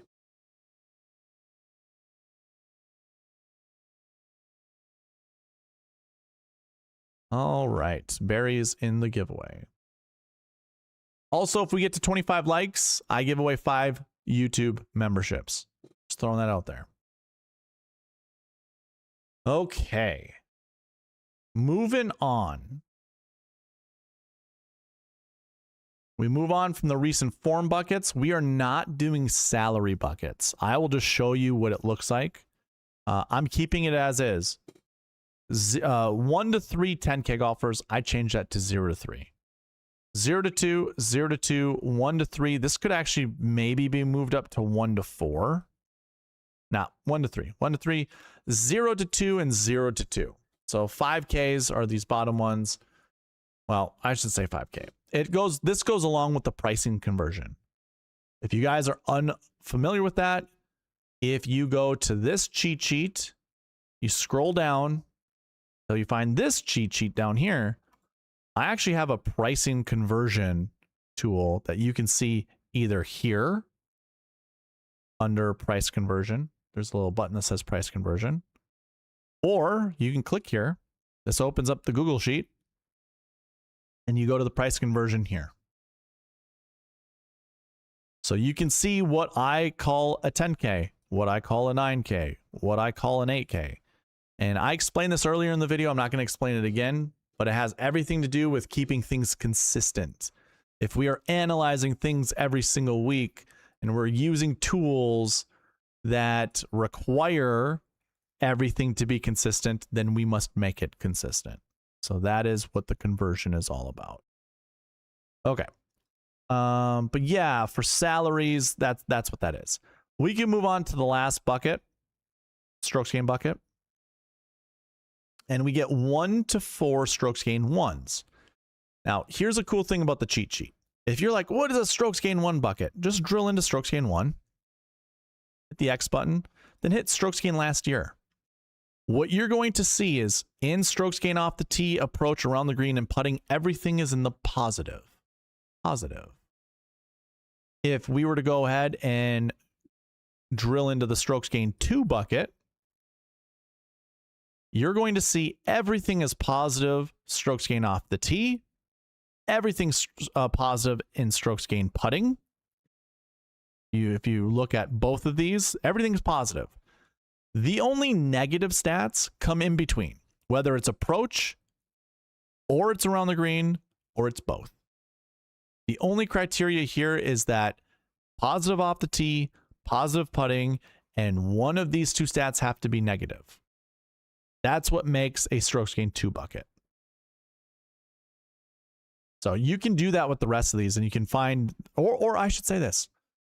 I do have an article written as to what the bucket system is. I've already explained this. You can go find out what the strokes gain buckets are there. That's probably the best way to do that. So strokes gain 1 to 4 golfers. 1 to 4. Scheffler, Rory, Cam Young, Xander, Fitzpatrick. Outside of Xander, I think the 4 other golfers are easy to anchor around, so I got no issue with this being a 1 already. And then the rest of the golfers are pretty good. Ryan Fox, by the way, strokes gain 1 golfer. Jordan Spieth, by the way, a strokes gain 1 golfer. That's crazy. Crazy. Any one of these guys, I actually really don't have an issue anchoring around. I don't really care for Goddard or Cantlay or even Patrick Reed. The rest of these guys, though, A-okay, man. A-okay. And my exposure levels for each one of these will be greater than, if you add them all up, will be greater than 100%. So when it comes to the optimizer, sorry, right here, strokes gain 1. 1 to 4. There we go. Works out perfect. Next bucket, strokes gain 2. This is a 0 to 3. I know it technically says 1 to 3. Remember, we round down with this bucket, we round up with this bucket. We want a 2-point gap between them. I'm cool with this. Well, this is a 0 to 3. I've seen this song and dance way too many times. But we can also look to see what golfers are in this bucket. Again, we're looking at strokes gained 2. We do get Bryson and John Rahm up there. Bobby Mack at 84. Burns at 81. Sepp Straka at 8,000. And then it goes to 7K and down. Am I comfortable anchoring around at least one of these guys? Remember, collectively, I need at least 100% of exposure on these golfers. Meaning I'd have to play Rahm at 25, McIntyre at 25, Burns at 25, Straka at 25 to get to 100. Am I comfortable playing any one of those guys at 25% exposure? Maybe, maybe not. Of course, if we were to water it down and make it like 10%, then we just look at the rest of the golfers. Can we get over 10% with the rest of these guys? I think we can, actually. I don't think I need to anchor around anybody, though. Although it's close. It is close. Like, well, oh boy. I think if I wanted to anchor around anybody from this bucket, I'd want to make sure I have 4 golfers, maybe 5, but definitely 4, whose cumulative ownership together would be over 100%. Because that means I'm at least picking one of those guys to anchor my lineups around, and then maybe selecting one of these other dudes down here. I certainly do not want to anchor a lineup around Sudarshan Yellow-Miraju. I like him. I don't mind playing him, but I don't want to anchor around him. I want the optimizer to have an opportunity to play him. So here's a long-winded story short. DeChambeau, Rahm, McIntyre, Burns, Straka. I just don't see anybody else that I'd want to anchor my lineups around. Of these 5 guys, can I get their exposures up to 20%? Straka is going to be a no for me. This is probably like 10%. Burns, yeah, I can get him up to 20. McIntyre can get up to 20. Rahm, I can get up to 20. But I don't think I can get DeChambeau up to 20. And that doesn't equal over 100. So that means that this would not be an anchor bucket. So I'm keeping this 0 to 3. The next one, strokes gained 3, 1 to 4 is what this projection is. 1 to 4. Now, keep in mind, if we anchor our lineups around Scotty Scheffler, who is $13,900, we have to keep in mind we can't pick someone too expensive from here, or at least not too, well, I already know right away, looking at the prices here, you could put a Colin Morikawa, Scotty Scheffler lineup together and be fine. Because we just built a John Rahm, Scotty Scheffler lineup, and that was fine. So with Morikawa being $9,900, being the most expensive golfer in this bucket, now we just have to make that same argument we just made. Can we play at least one of these guys in our lineups, like to anchor around? I'm not even, you know what? I'm going to say no. I'm looking through this. There are golfers I like, but there's no one I want to anchor around. I don't need the optimizer to select a golfer from this bucket. Well, here's the other thing I'll say. Can we get 20 golfers at 5% exposure? And I'm going to do it this way. If I just say I like the golfer, that means yes, at 5% at least. Morikawa's yes. Koepka, yes. Lowry, yes. Penge, no. Siwoo Kim, yes. Connors, no. Spawn, yes. Minwoo, yes. Scott, yes. Kitayama, yes. Im, yes. Berger, yes. Clark, no. Rye, no. Mitchell, and it's so close. Both these guys are like on the precipice. So I'll just say yes for Mitchell, but it's like because I feel bad for saying no for Rye. So now I'm at 11. Brennan, yes. Pendrith, yes. Gerard, yes. Hisatsune, yes. Cootie, Sure. Aldrich, no. Because his short game sucks. Sam Stevens, no. Thorbjornsen, yes. Fitzpatrick, yes. Vegas, no. Aora, no. Mao, no. RMP, no. Holly, yes. I've lost count, but I'm close to 20, so I will keep this at a 1. 1 to 4 is fine. Yep, that works for me. I'm sorry that took a while. It was just, I wanted to double check on my own accord. Was that going to be 1 to 4? That works. Otherwise, I would have dropped it down to 0 to 3, probably. Maybe, yeah. Yeah, I probably would have dropped it down to 0 to 3. The other 3 buckets are 0 to 2 buckets. 0 to 2 projections, I should say. So now that we know that, we'll go ahead and look. Strokes gained 4. These are guys who don't really hit the ball that great off the tee. You can see all of these stats are negative off the tee, and then their putting is positive. Oh my God, there's a lot of 8K and above golfers, or not so much a lot, but more than I anticipated. And some decent 9K golfers, but struggling. So, again, well, can I put a lineup of at least 3 of these golfers in the? Yeah, I think so, right? Noren would be one I'd want, like 6,900. Akshay at 76, sure. And then I'm trying to build a Scotty Scheffler lineup in my head. And Matt Wallace. Yeah, I could do at least 3. I'm changing this to a 3. This one is going to be 0 to 3 for strokes gained 4. And it's already 0 to 3 because I already changed it. Okay, cool. Cool. All right. Strokes gained 5. 0 to 2 is this projection. There are interesting names. Cam Smith, Thigala, Dietrich, Novak. I'm going to keep it 0 to 2, though. Michael Block down there for you sickos that want to play him. And then strokes gained 6 golfers that just don't have, there are no strokes gained stats. It is blank. I have a total over here, but I don't have off the tee and everything in between. There's nobody here that I care to play. So we've gotten through all of the buckets. All the buckets have been, we did it all. Okay. Michael Byrne. He's driving. That's all right. We got you, Michael. Feel the burn. Michael Byrne.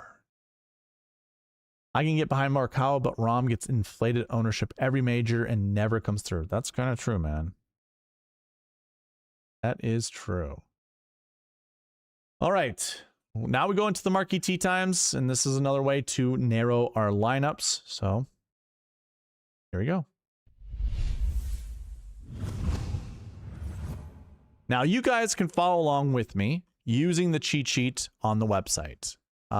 If you go to the website under Fantasy Tools, go to cheat sheet, scroll to the bottom until you find this cheat sheet. Click here, and this entire spreadsheet you can follow along with me. I forgot to do the color combinations. I think let's do that right now. I'll update this for you guys so it's going to look the same. There we go. But you can go ahead and apply the same filters that I am going to apply right now. Basically, all I want you guys to do is go ahead, put the filters on, and under group rank, we go A to Z. This is going to show us the top 9 groups in the field. And they are going out as threesomes. So I am going to select every 3 golfers, and you can see I'm just selecting everybody that's in the group ranks that I have over here to the right. Now, when it comes to the Marquee Tee Times, I started this at the 2021 PGA Championship and just started keeping track of it just because. Just wanted to see, I just had a hunch that golfers from the same group weren't in the optimal lineup or in the GPP winning lineup, and just was like, I want a way to keep track of this. So I kept track of really the top 10 groups at first, But when I started building the optimizer out, when I was saying to you guys before, it only allows me to have 200 conditionals in there.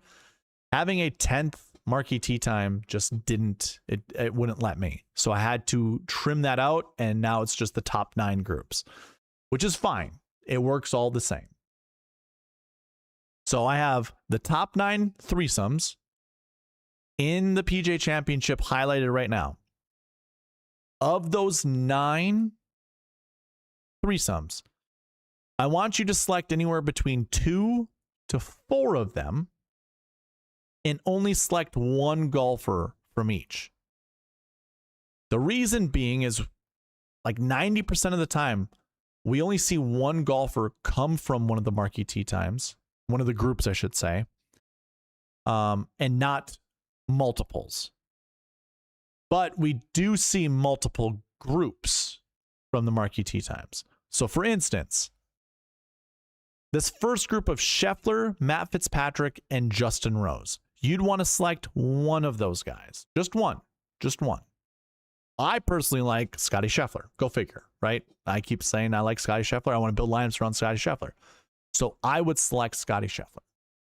Now when I look at the rest of the groups, Group 2 is Rory, Jon Rahm, Jordan Spieth. Well, there's 2 expensive guys and 1 not so expensive guy, but I don't know how I feel about Jordan Spieth. So I'm going to skip this group and go to the next one. Next one is Xander, Brooks, and Tyrrell Hatton. That's an interesting group. Brooks and Tyrrell Hatton, you know, Brooks an ex-live guy, Tyrrell Hatton a current live guy. That's kind of cool, kind of interesting. The group after that is Tommy Fleetwood, Chris Gotterup, and Bobby Mack. Well, I already have said I like Bobby Mack, so I'm going to go ahead and anchor around Bobby Mack. So now I have 2 golfers from the Marquee Tee Times. I can keep it there and move on. What will end up happening is the rest of the golfers that are in the Marquee Tee Times, so all the guys that I just talked about and these guys down here that I did not, they will be ignored. I'm only selecting Scotty, I'm only selecting McIntyre, and I'm letting the optimizer build lineups. Maybe it takes someone else in from the Marquee Tee Times, but I'm not anchoring around the Marquee Tee Times. But let's just say I don't want to stop at 2. I want to try to find 3 or 4. Well, we look at the next one. It's DeChambeau, Oberg, and Ricky Fowler. I don't really care for any of those guys, to be honest with you. At least not putting it in my Scotty Scheffler lineup. The group underneath that is Colin Morikawa, Victor Hovland, Shane Lowry. Same thing applies. Then it's Cam Young, Justin Thomas, and Keegan Bradley. Bradley's a speculative play. I almost don't mind that. I don't really care to go there. I might let the optimizer just select it out of the blue, you know, but I'm not going to anchor around Bradley for my Marquee Tee Times. And then it's Patrick Cantlay, Minwoo Lee, Sahith Theegala in Group 8. Nobody there that I really want to anchor around. And then the last group down here, Burns, Jason Day, and Gary Woodland. Now, I do like Burns and Woodland. I don't mind playing Jason Day, but I think what I'm going to do is anchor around Sam Burns. So now I have 3 golfers from the Marquee Tee Times, and I told you find 2 to 4 groups, select 1 golfer from each of those groups, put them into your lineup. Well, I've found 3 groups and with the 1 golfer that fits the mold. So Scotty Scheffler, Bobby Mack, Sam Burns. What you would do with this is, because, you know, we found those golfers that we wanted to play, we go ahead, we lock them in. So I've got a $13,900 Scotty Scheffler. I lock in Bobby Mack right here, and then I lock in Sam Burns down here. And then we hit Run Optimizer, and if all things work, it'll build me a lineup. If for whatever reason there's an issue, it will spit out some error codes on me in here, and then I'd have to choose different golfers. So just throwing that out there. But what I get is Scotty Scheffler, Bobby Mack, Sam Burns, Ricky Fowler, Cootie, and Harry Hall. Ricky Fowler was in one of those Marquee Tee Times. So you can see it selected 4 golfers from the Marquee Tee Times. I didn't really care to do Ricky Fowler. Now, if I had an issue with Ricky Fowler, what I would end up doing is coming into here and kicking him out. So Ricky Fowler, I'm just going to say no. I'm locking him out. So we build another lineup, and I get a whole different combination. I get Kitayama, Højgaard, and Harry Hall. Harry Hall has been showing up quite a bit. Let me kick him out. just to get a different perspective, a different type of lineup built. So we'll go ahead, kick him out. You know what? I'm going to lock in Alex Fitzpatrick. I like Fitzpatrick. He's not in any of those Marquee Tee Times. Let's see what kind of lineup we get with Alex Fitzpatrick. Pretty much the same. Kitayama and Cootie. That's okay. That lineup, to me, looks good. Scheffler, McIntyre, Burns.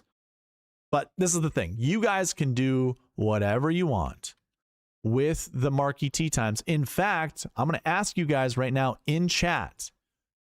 We're going to build lineups. I'm going to prioritize those that are members first. And then if time permits, I will build lineups for everyone else. But this segment has always been kind of reserved for members on this YouTube channel. All you got to do is pay $1.99 a month in order for me to build you lineups for a full month. Hit the little join button down below, become a red tier member, or become a white tier member, because I do members only videos most weeks. This week I'm not. Just throwing that out there again. This week I will not be doing a members only video. Tomorrow I will stream again at 8 p.m. Central Standard Time, and I will be giving away, or I'll be doing the Win the Pot giveaway. So for those that are unfamiliar with what the Win the Pot giveaway is, I'm going to go here. Don't mind me.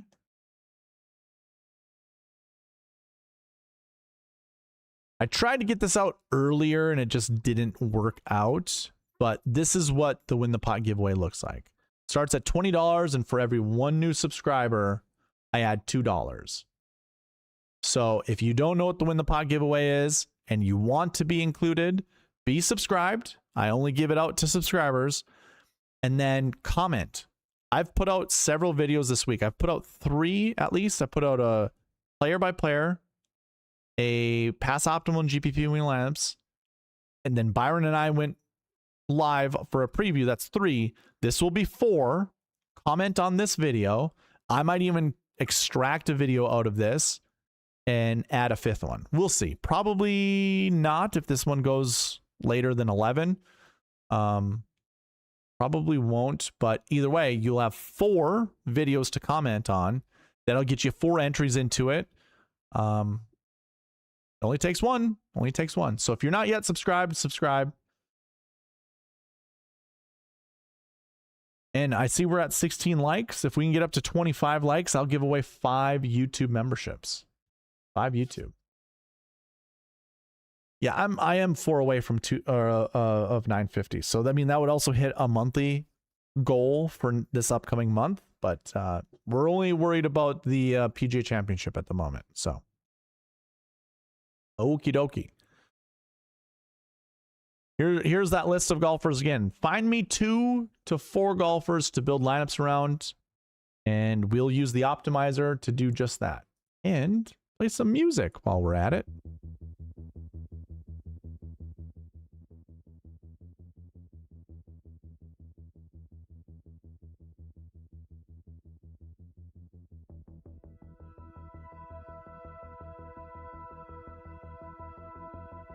Yeah, subbing is free. You're right.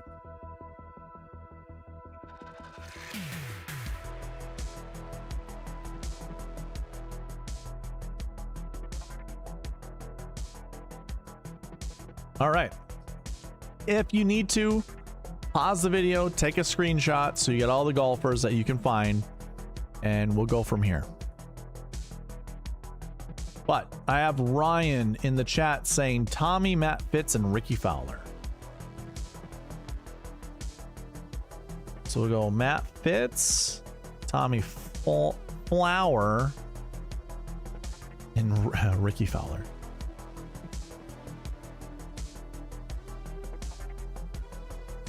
I'm going to change some of these to 100%. Yeah, we'll change some of these to 100%.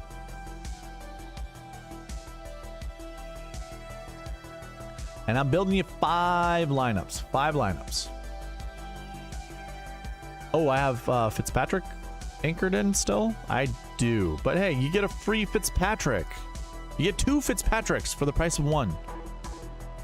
Rombo Fitzpatrick, Fleetwood, Fowler, Pearson, Cootie, and Fitzpatrick. Wow. Crazy lineup. Oh, I'm not going to do 100%. Let's do 75%. This one is Fitzpatrick, Fleetwood, Hatton, Scott Fowler, and Thorbjornsen.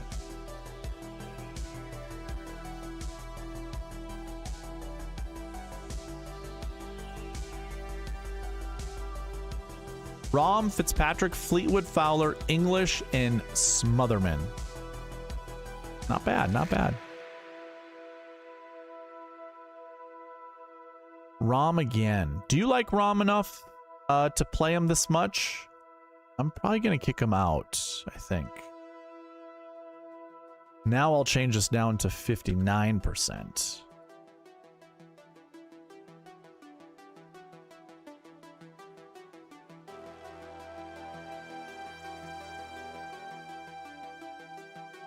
Fitzpatrick, Fleetwood, Henley, Burns, Fowler, Stevens.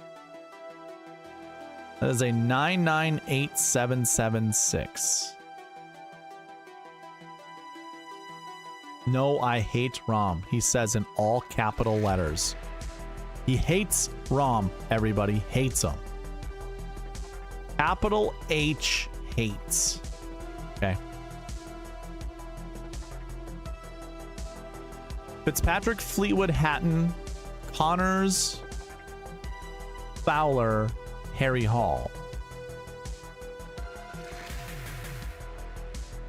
All right. We are actually going to change these guys to 25%. Or let's do 20%.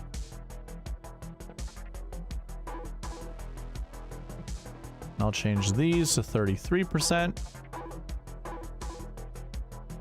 Keep these at 59. That works. Rahm is ... do. I'm going to run this one more time. All right. You get Fitzpatrick, Fleetwood, Brooks, Koepka, Mav McNeely, Fowler, and Harry Hall. Of course. Got to get Harry Hall in.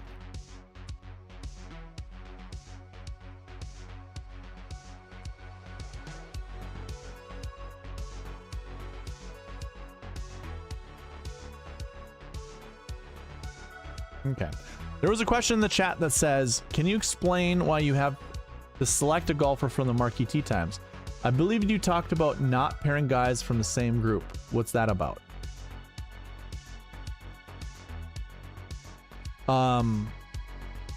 Well, I mean, I did explain it. Maybe I didn't explain it good enough. So if I go back to 2021 and I look at every single tournament that I have covered, I have kept track of the Marquee Tee Times, and I've always noticed, or at least most of the time have noticed, that in every one of these events, here, I'll even go back, 2025. Here, let's pull up 2025. I'll show you. I'll sort by the group rank right here. So if I go and I select by every 3 golfers, I mean, this is the threesomes that they played in.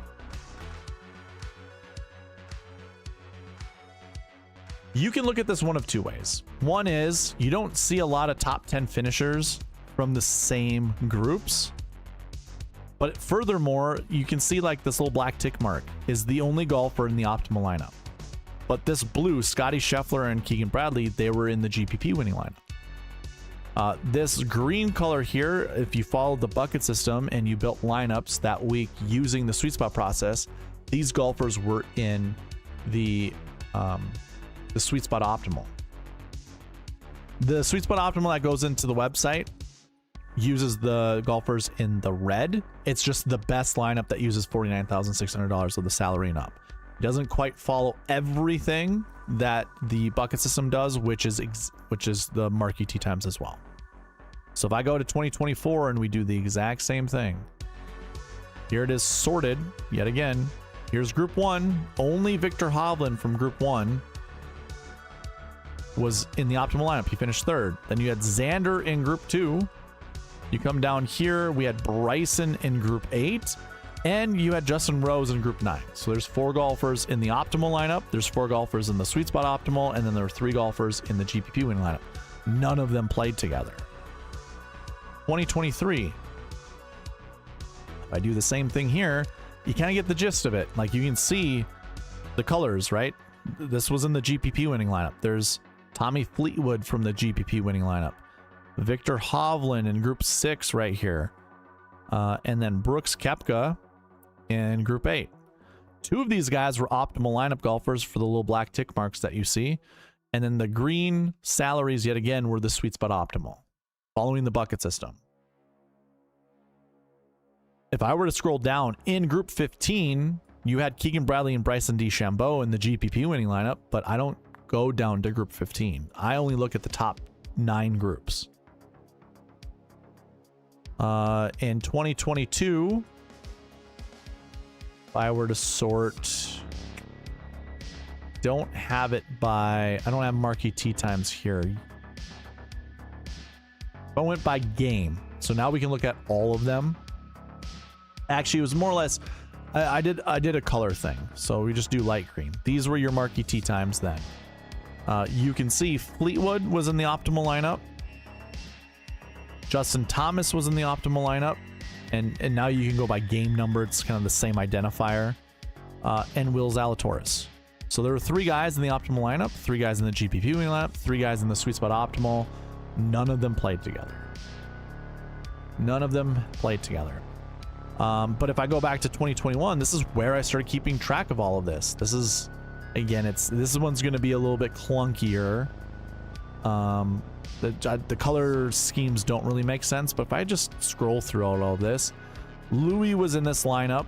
He was the only guy to even make the cut, but he finished second. Brooks Koepka was in Group 18. He was in the optimal and the Sweet Spot in the GPP. In Group 20, you had Hideki, who was in the GPP lineup, but Colin Morikawa was in the Sweet Spot optimal. Do we actually have 2 guys here? Okay. So Phil and Padraig were both in the optimal lineup as well. So here's where one of those didn't work out, but this would never have been a Marquee Tee Time. Those golfers, I mean, Phil and Padraig, back then, there were 6K golfers. Phil was 95th in my model, Padraig was 131st in my model, and Jason Day was 51st. Like, this wouldn't have been a Marquee Tee Time, so I wouldn't have counted this as, like, keeping track. But either way, this is when I started keeping track, was all the way back here, just to see. It's just a way for us to narrow our player pools down. So by looking at the top 9 groups, they're going to have the best golfers in them, right? These top 9 groups just naturally have the best golfers. You can even just tell by salary, or if you sorted by salary from top to bottom, the colors that you see all the way over there to the left on that column, most of these are dark green. Like, the top 14 golfers are in the Marquee Tee Times. So it's a good way for you to, like, just lock in on a couple golfers and then fade the rest. Just fade the rest that are in the Marquee Tee Times. So it makes life easier. When we narrow our player pools, it helps us build lineups. It actually gives you more freedom the less lineups you can build. It's that whole psychology thing of, if you had a choice between 5 shampoos and 1,000 shampoos, it's much easier to select from the 5 shampoos than it would be from the 1,000, because you'd have so many more options that you can pick from that you'd actually sit there more paralyzed, not knowing which one to take. So that's kind of the whole process there. All right. Well, I'm glad that we built 5 for Ryan. I would have hated for him to be waiting this long. Probably joined too late. No, it's all good, dude. It's all good. Give me ramen over Rom. Gino, is that Sassenmacher? That is a hell of a name. What's the best way to use Scotty and still be different if you only have 2 lineups in a 10 max contest, 1,000 total entries? I mean, this is where I would actually agree with Tambo on building lineups. Is I think a lot of people, you know, Scotty being as expensive as he is, so what Tambo had said, or something similar to what he had said, is It is super easy to start building your lineups with an expensive golfer and then scrolling down to the best cheap golfer, which could be an Alex Fitzpatrick. Might not be him. I think Siwoo Kim was the one that he had said, you know, everyone's going to be playing Siwoo Kim. So that's probably going to be your biggest combo is Scheffler with Siwoo Kim. Personally, I don't care about ownership. And I know you say you want to be different, but in 1,000 total entries, starting with Scotty, if you started with Scotty and you paired him up with 2 6Ks or a 6 and a 5 and then 2 7Ks, I guarantee you, just thinking that type of mindset, you're not going to be the same as anybody else. You won't be the same as anybody else. I think you'd have to, I think you'd have to probably pair them up with the who are going to be the most popular 6 and 5K golfers. I forgot what they all had kind of had said. I mean, I bet you Alex Fitzpatrick will be more owned than anybody else in this little cluster of 6 and 5K golfers. Matt McCarty will also. You could just fade those 2 golfers, Fitzpatrick and McCarty, and nobody's going to have your Scotty Scheffler lineup if you start with 2 6s or 1 5K. So let's say you were to go with who's a Matt Wallace. Matt Wallace follows the trends that I'm looking to play. If you were to go with Matt Wallace and then pair him up with maybe Michael Thorbjornsen or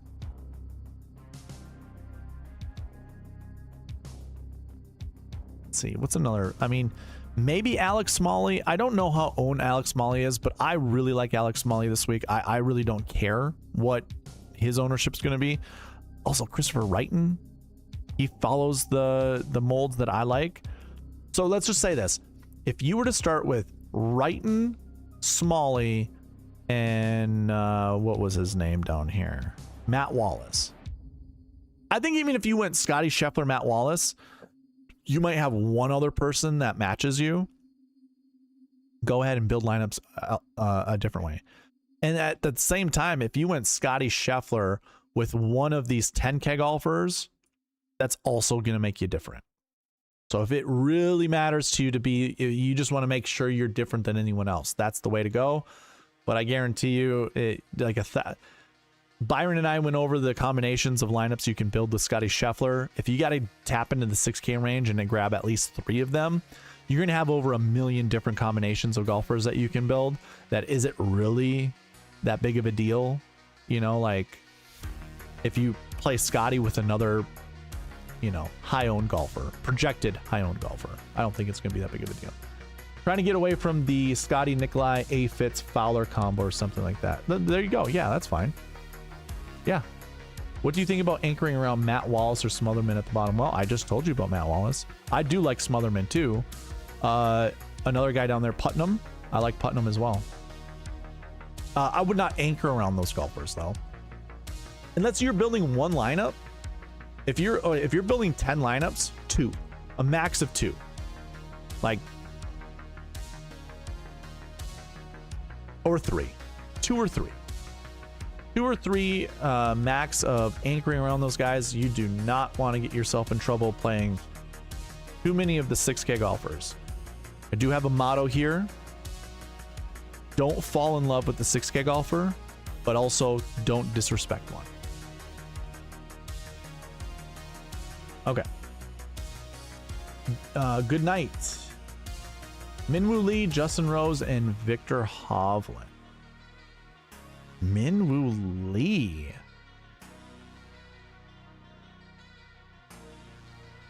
Rose and Hovland. Hot damn, dude.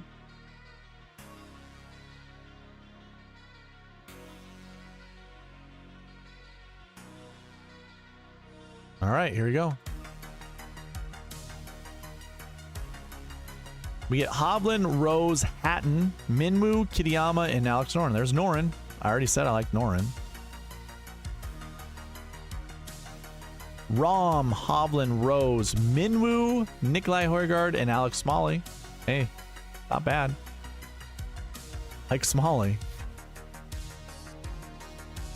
Hovland, Rose, Reed, Burns, Minwoo Lee, and Ryan Fox. That's a lovely lineup as well. Hovland, Rose, Reed, Minwoo. Okay, how many Patrick Reeds are those? Just one other Patrick Reed? Okay, just double checking. And Yellow Mirage. Do we like Patrick Reed enough for this one to stick? This is, I like Sudarshan. Now, that's another one who just asked that question of being different with lineups. Put Sudarshan in your lineups, man. Sudarshan and Alex Smalley. There you go. Cam Young, Hovland, Rose, Minwoo, Scott, Bezadenhout. Let's say no on that one. You do like Patrick Reed. Okay. Well, I'll bring him back. I mean, there was a lineup with Patrick Reed in it. Use that one. That one's fine. Here's a pivot from Patrick Reed. It's Russell Henley. But it's that same lineup that I had just built. Just those two guys are different. Cam Young, Hovland, Rose, Minwoo, Brennan, and Gerard. Lovely. All right. There's 5 lineups for you. Good night.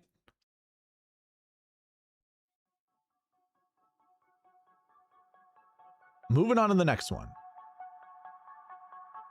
AJ Love wants Scheffler and Woodland.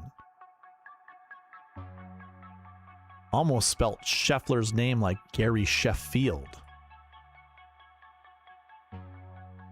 Got the CH in there.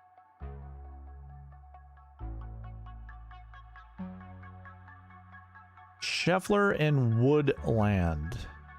7,300. Here we go.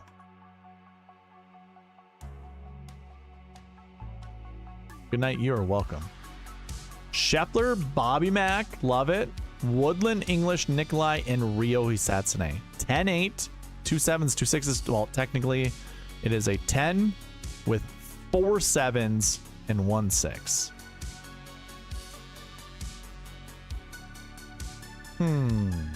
That's interesting. I like that. I don't like the fact that it's 4 7s though. Ugh. I'm gonna change that with Scheffler lineups. Next lineup is Scheffler, Hatton, Kitayama, Woodland, Thigala, and Matt Wallace. There we go. I love Matt Wallace. That's a 10-8, 3 7s, and a 6. Love it.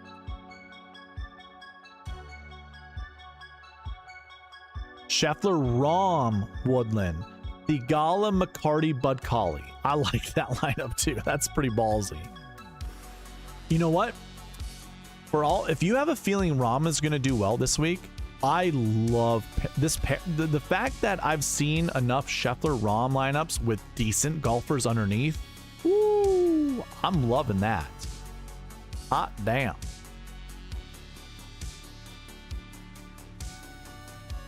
Lineup after that is Scheffler, Rom, Batia, Woodland, Jordan L. Smith, and Lipsky. I don't care for that one. Let's not. No thanks. Ooh, we're probably getting like, there must be very few combinations left, but this lineup is pretty baller too. Scheffler, Rom, Bradley, Woodland, Hoey, Putnam. I just said I like Putnam. I don't mind that lineup. If it's Rom again, I'll cut him out. It is Rom again, so we'll go ahead and give him the boot.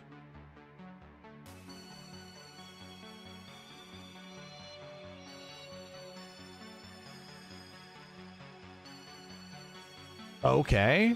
I'm interested. Scheffler, Oberg, McNeely, Woodland, Nick Taylor, who does fit the trend, coming in, and then Jordan Smith.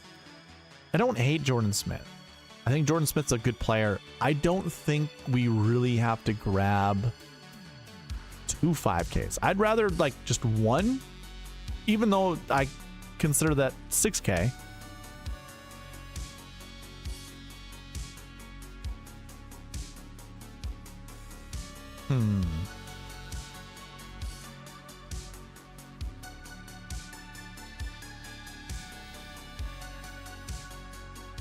There we go.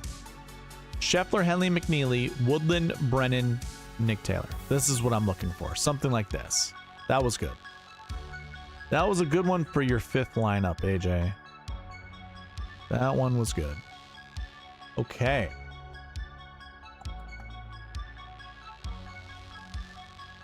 Mr. Lombardi Lee. Fleetwood, Fowler, Cam Young.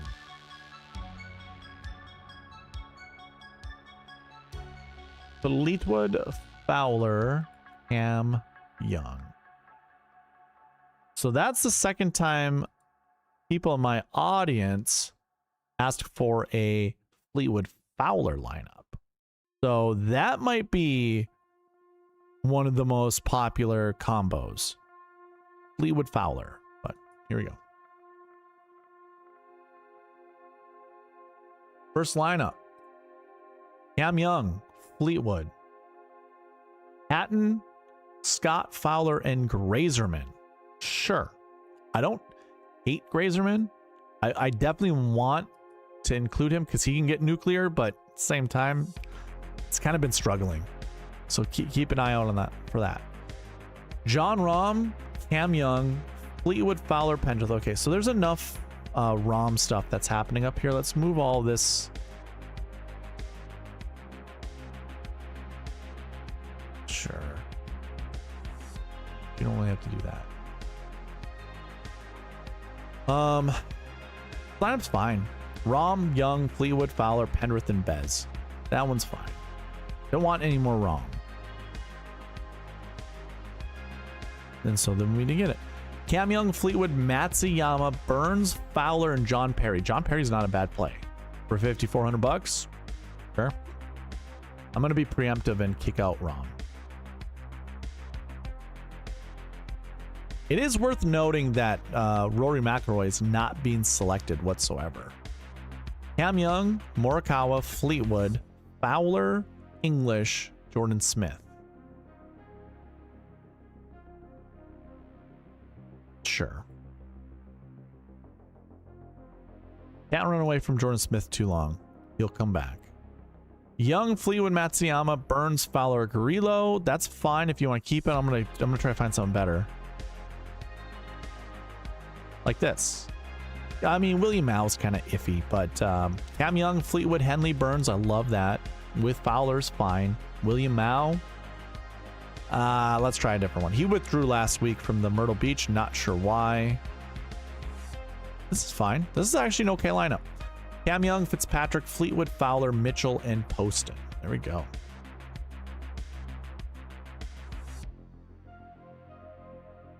All right, those were lineups for Lombardi Lee. Who do I got left? Gino. Gino, are you in the chat? Scotty, Tommy, and Nick Taylor. Wow. Scotty, Tommy, Nick Taylor. Nick Taylor. Nick Taylor. Scotty, Tommy. There you go.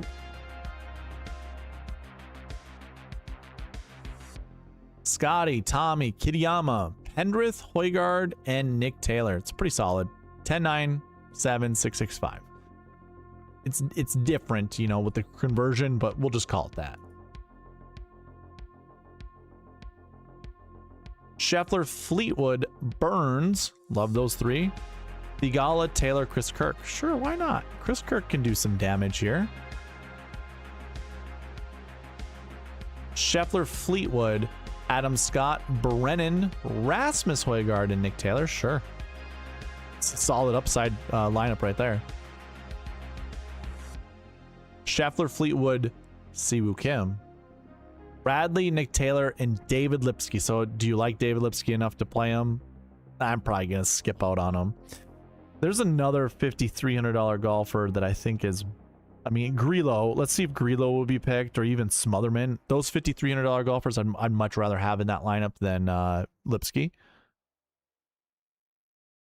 And if you ask for it, you will receive it. There we go. We get Grillo there. That one works for me.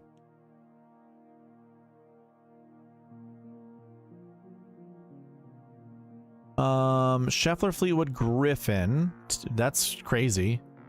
Mitchell, Taylor, Rogers.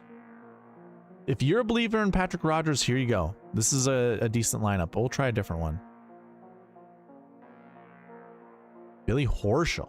Without, yeah, this is it. This is the best lineup I've built tonight. Scheffler, Fleetwood, Siwoo, Noren, Taylor, Billy Horschel. Yeah, that one's pretty good. You know what? I haven't done this tonight yet. I haven't done it in a while, but let's give it one of these. Sexy lineup. Very sexy. So much so, you get that highlighted.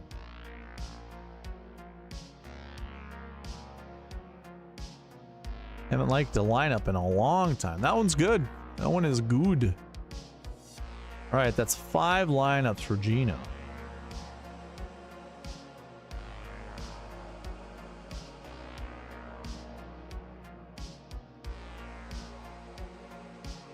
Nathan Johnson, Ludwig, and Colin.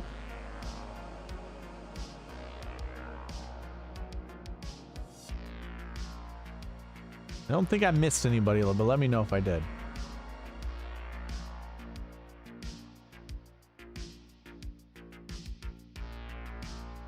Ludwig and Colin.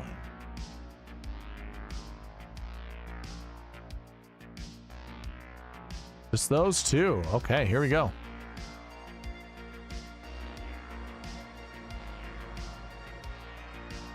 Morikawa, Oberg, Hatton, Burns, English, and Snedeker. We're not playing Snedeker. We're not playing Snedeker. Morikawa, Oberg, Hatton, Burns, English, Schmid. That's a hell of a lineup. Love that. I like Marty Schmidt. Morikawa, Oberg, Hatton, Griffin, Batia, Lipsky. I'm probably going to kick out Hatton right now. That is a lot of Hatton showing up. Looks like no one is playing Rory this week. That's what it looks like. Morikawa, Oberg, Henley, McNeely, Bradley, and Rasmus Højgaard. That's fine.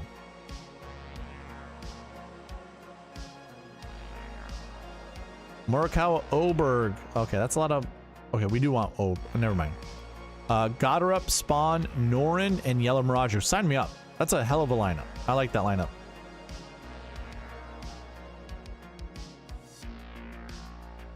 Morikawa, Oberg, McIntyre, Ben Griffin, Siwoo Kim, and Patrick Rogers. Sure, why not? No issues there. Morikawa, Oberg, Matsuyama, Scott, Yellow Mirage, and Aaron Rai. That is kind of like the all ball striking team. I'm gonna... It's a good lineup. Save it if you want it. I'm gonna skip it. Morikawa, Oberg, Bobby Mack, Siwoo, Adam Scott, and Ricky Castillo.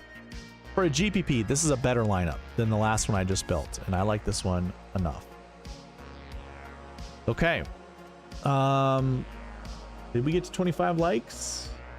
We got to 17. That is A-okay. Maybe it gets to 25 likes once this goes on replay. I think what I'm going to do, guys, I'm going live tomorrow night. I plan to, you know, go through my process, build lineups. I'll probably start building lineups sometime tomorrow. And kind of share with each and every one of you my whole thought, like my whole process. Do the giveaway. Let me just throw that up on the screen right now. I will be going over this giveaway. The Win the Pot giveaway. So trying to get more people subscribed to grow the pot. 1 new subscriber equals $2 added to the pot. We are at what, 946 currently. Did it grow? It did not. We're still at 946. So if this goes up, then the pot will be worth more. Currently, with the 3 new subscribers that we got, it would be at $26, which is still decent, right? That's fine. But we're going to give us another opportunity. If you want more entries, go comment on all the videos that I have already put out there. These are all on replay. All the videos that have been posted to the YouTube. Go into the comment section, comment there. Don't I appreciate all the people commenting in chat, but those don't count towards what I'm talking about right here. So yeah, maybe we can get a few more subscribers, grow that pot up a little bit more. If not, then so be it. But I'm going to call it a night right now. Having late nights just don't work with the new job. And like I said, I'll be live tomorrow night to kind of, you know, hone in on a little more. I don't know if I'll be building lineups for people. I think it might just come down to you being a YouTube member, and then that's how I'll do it. I'll definitely be answering questions tomorrow. More, if you guys have more questions or any ideas or whatever, I will certainly sit around and talk for a little while. Probably be there. Probably be there for 2 hours tomorrow, most likely. So I will see you all tomorrow. Thank you all for being here. Good luck this week. Goodbye.